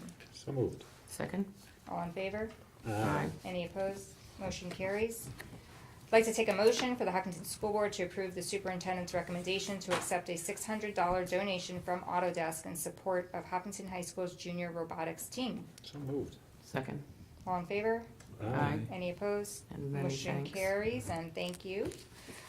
I'd like to take a motion for the Hopkinton School Board to accept the superintendent's recommendation to approve Hopkinton High School overnight trip to South Africa, June 15th to July 3rd, 2019. So moved. All in favor? Aye. Any opposed? Motion carries. We have need for a non-public session. We didn't do a scheduled, we did a scheduled B1. No. Yeah, we did, up here. Yeah, we do. Where? Yeah, right here. It's 21. not on your list. I added it to Aviva's. Oh, okay, I was gonna say, I don't have No, it you for don't my have it. list for No. the Yeah, I'll give you the updated. contracts to Yeah. go. I'll give you Aviva's at the end. Okay. Yeah, you had a special one, I had a special one. a special agenda. I know. Need a non-public session Yes, this please. evening. So I take a motion for non-public session for the discussion of matters as per RSA 91-A:3, Roman numeral 2, A and I. So is it both personnel and safe? Yes. It's both, And a student issue, but student issues, we can go in there for anything, right? it'd be under C for reputation, I See, think. all right. And So C. A and C, Yeah. A, personnel and yeah, reputation. and C. Mhm. So moved? Second? We need a verbal yes. Yes. Yes. Yes. Yes. Yes. And you can say there's no work, no votes. There's No no action. other action, post Can I non-public. give that to Michelle?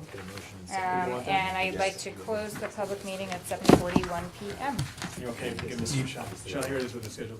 You need two-third vote Oh, of the board thanks. in order to go into Problem. non-public That's session. got them all. And they have to be under specific criteria.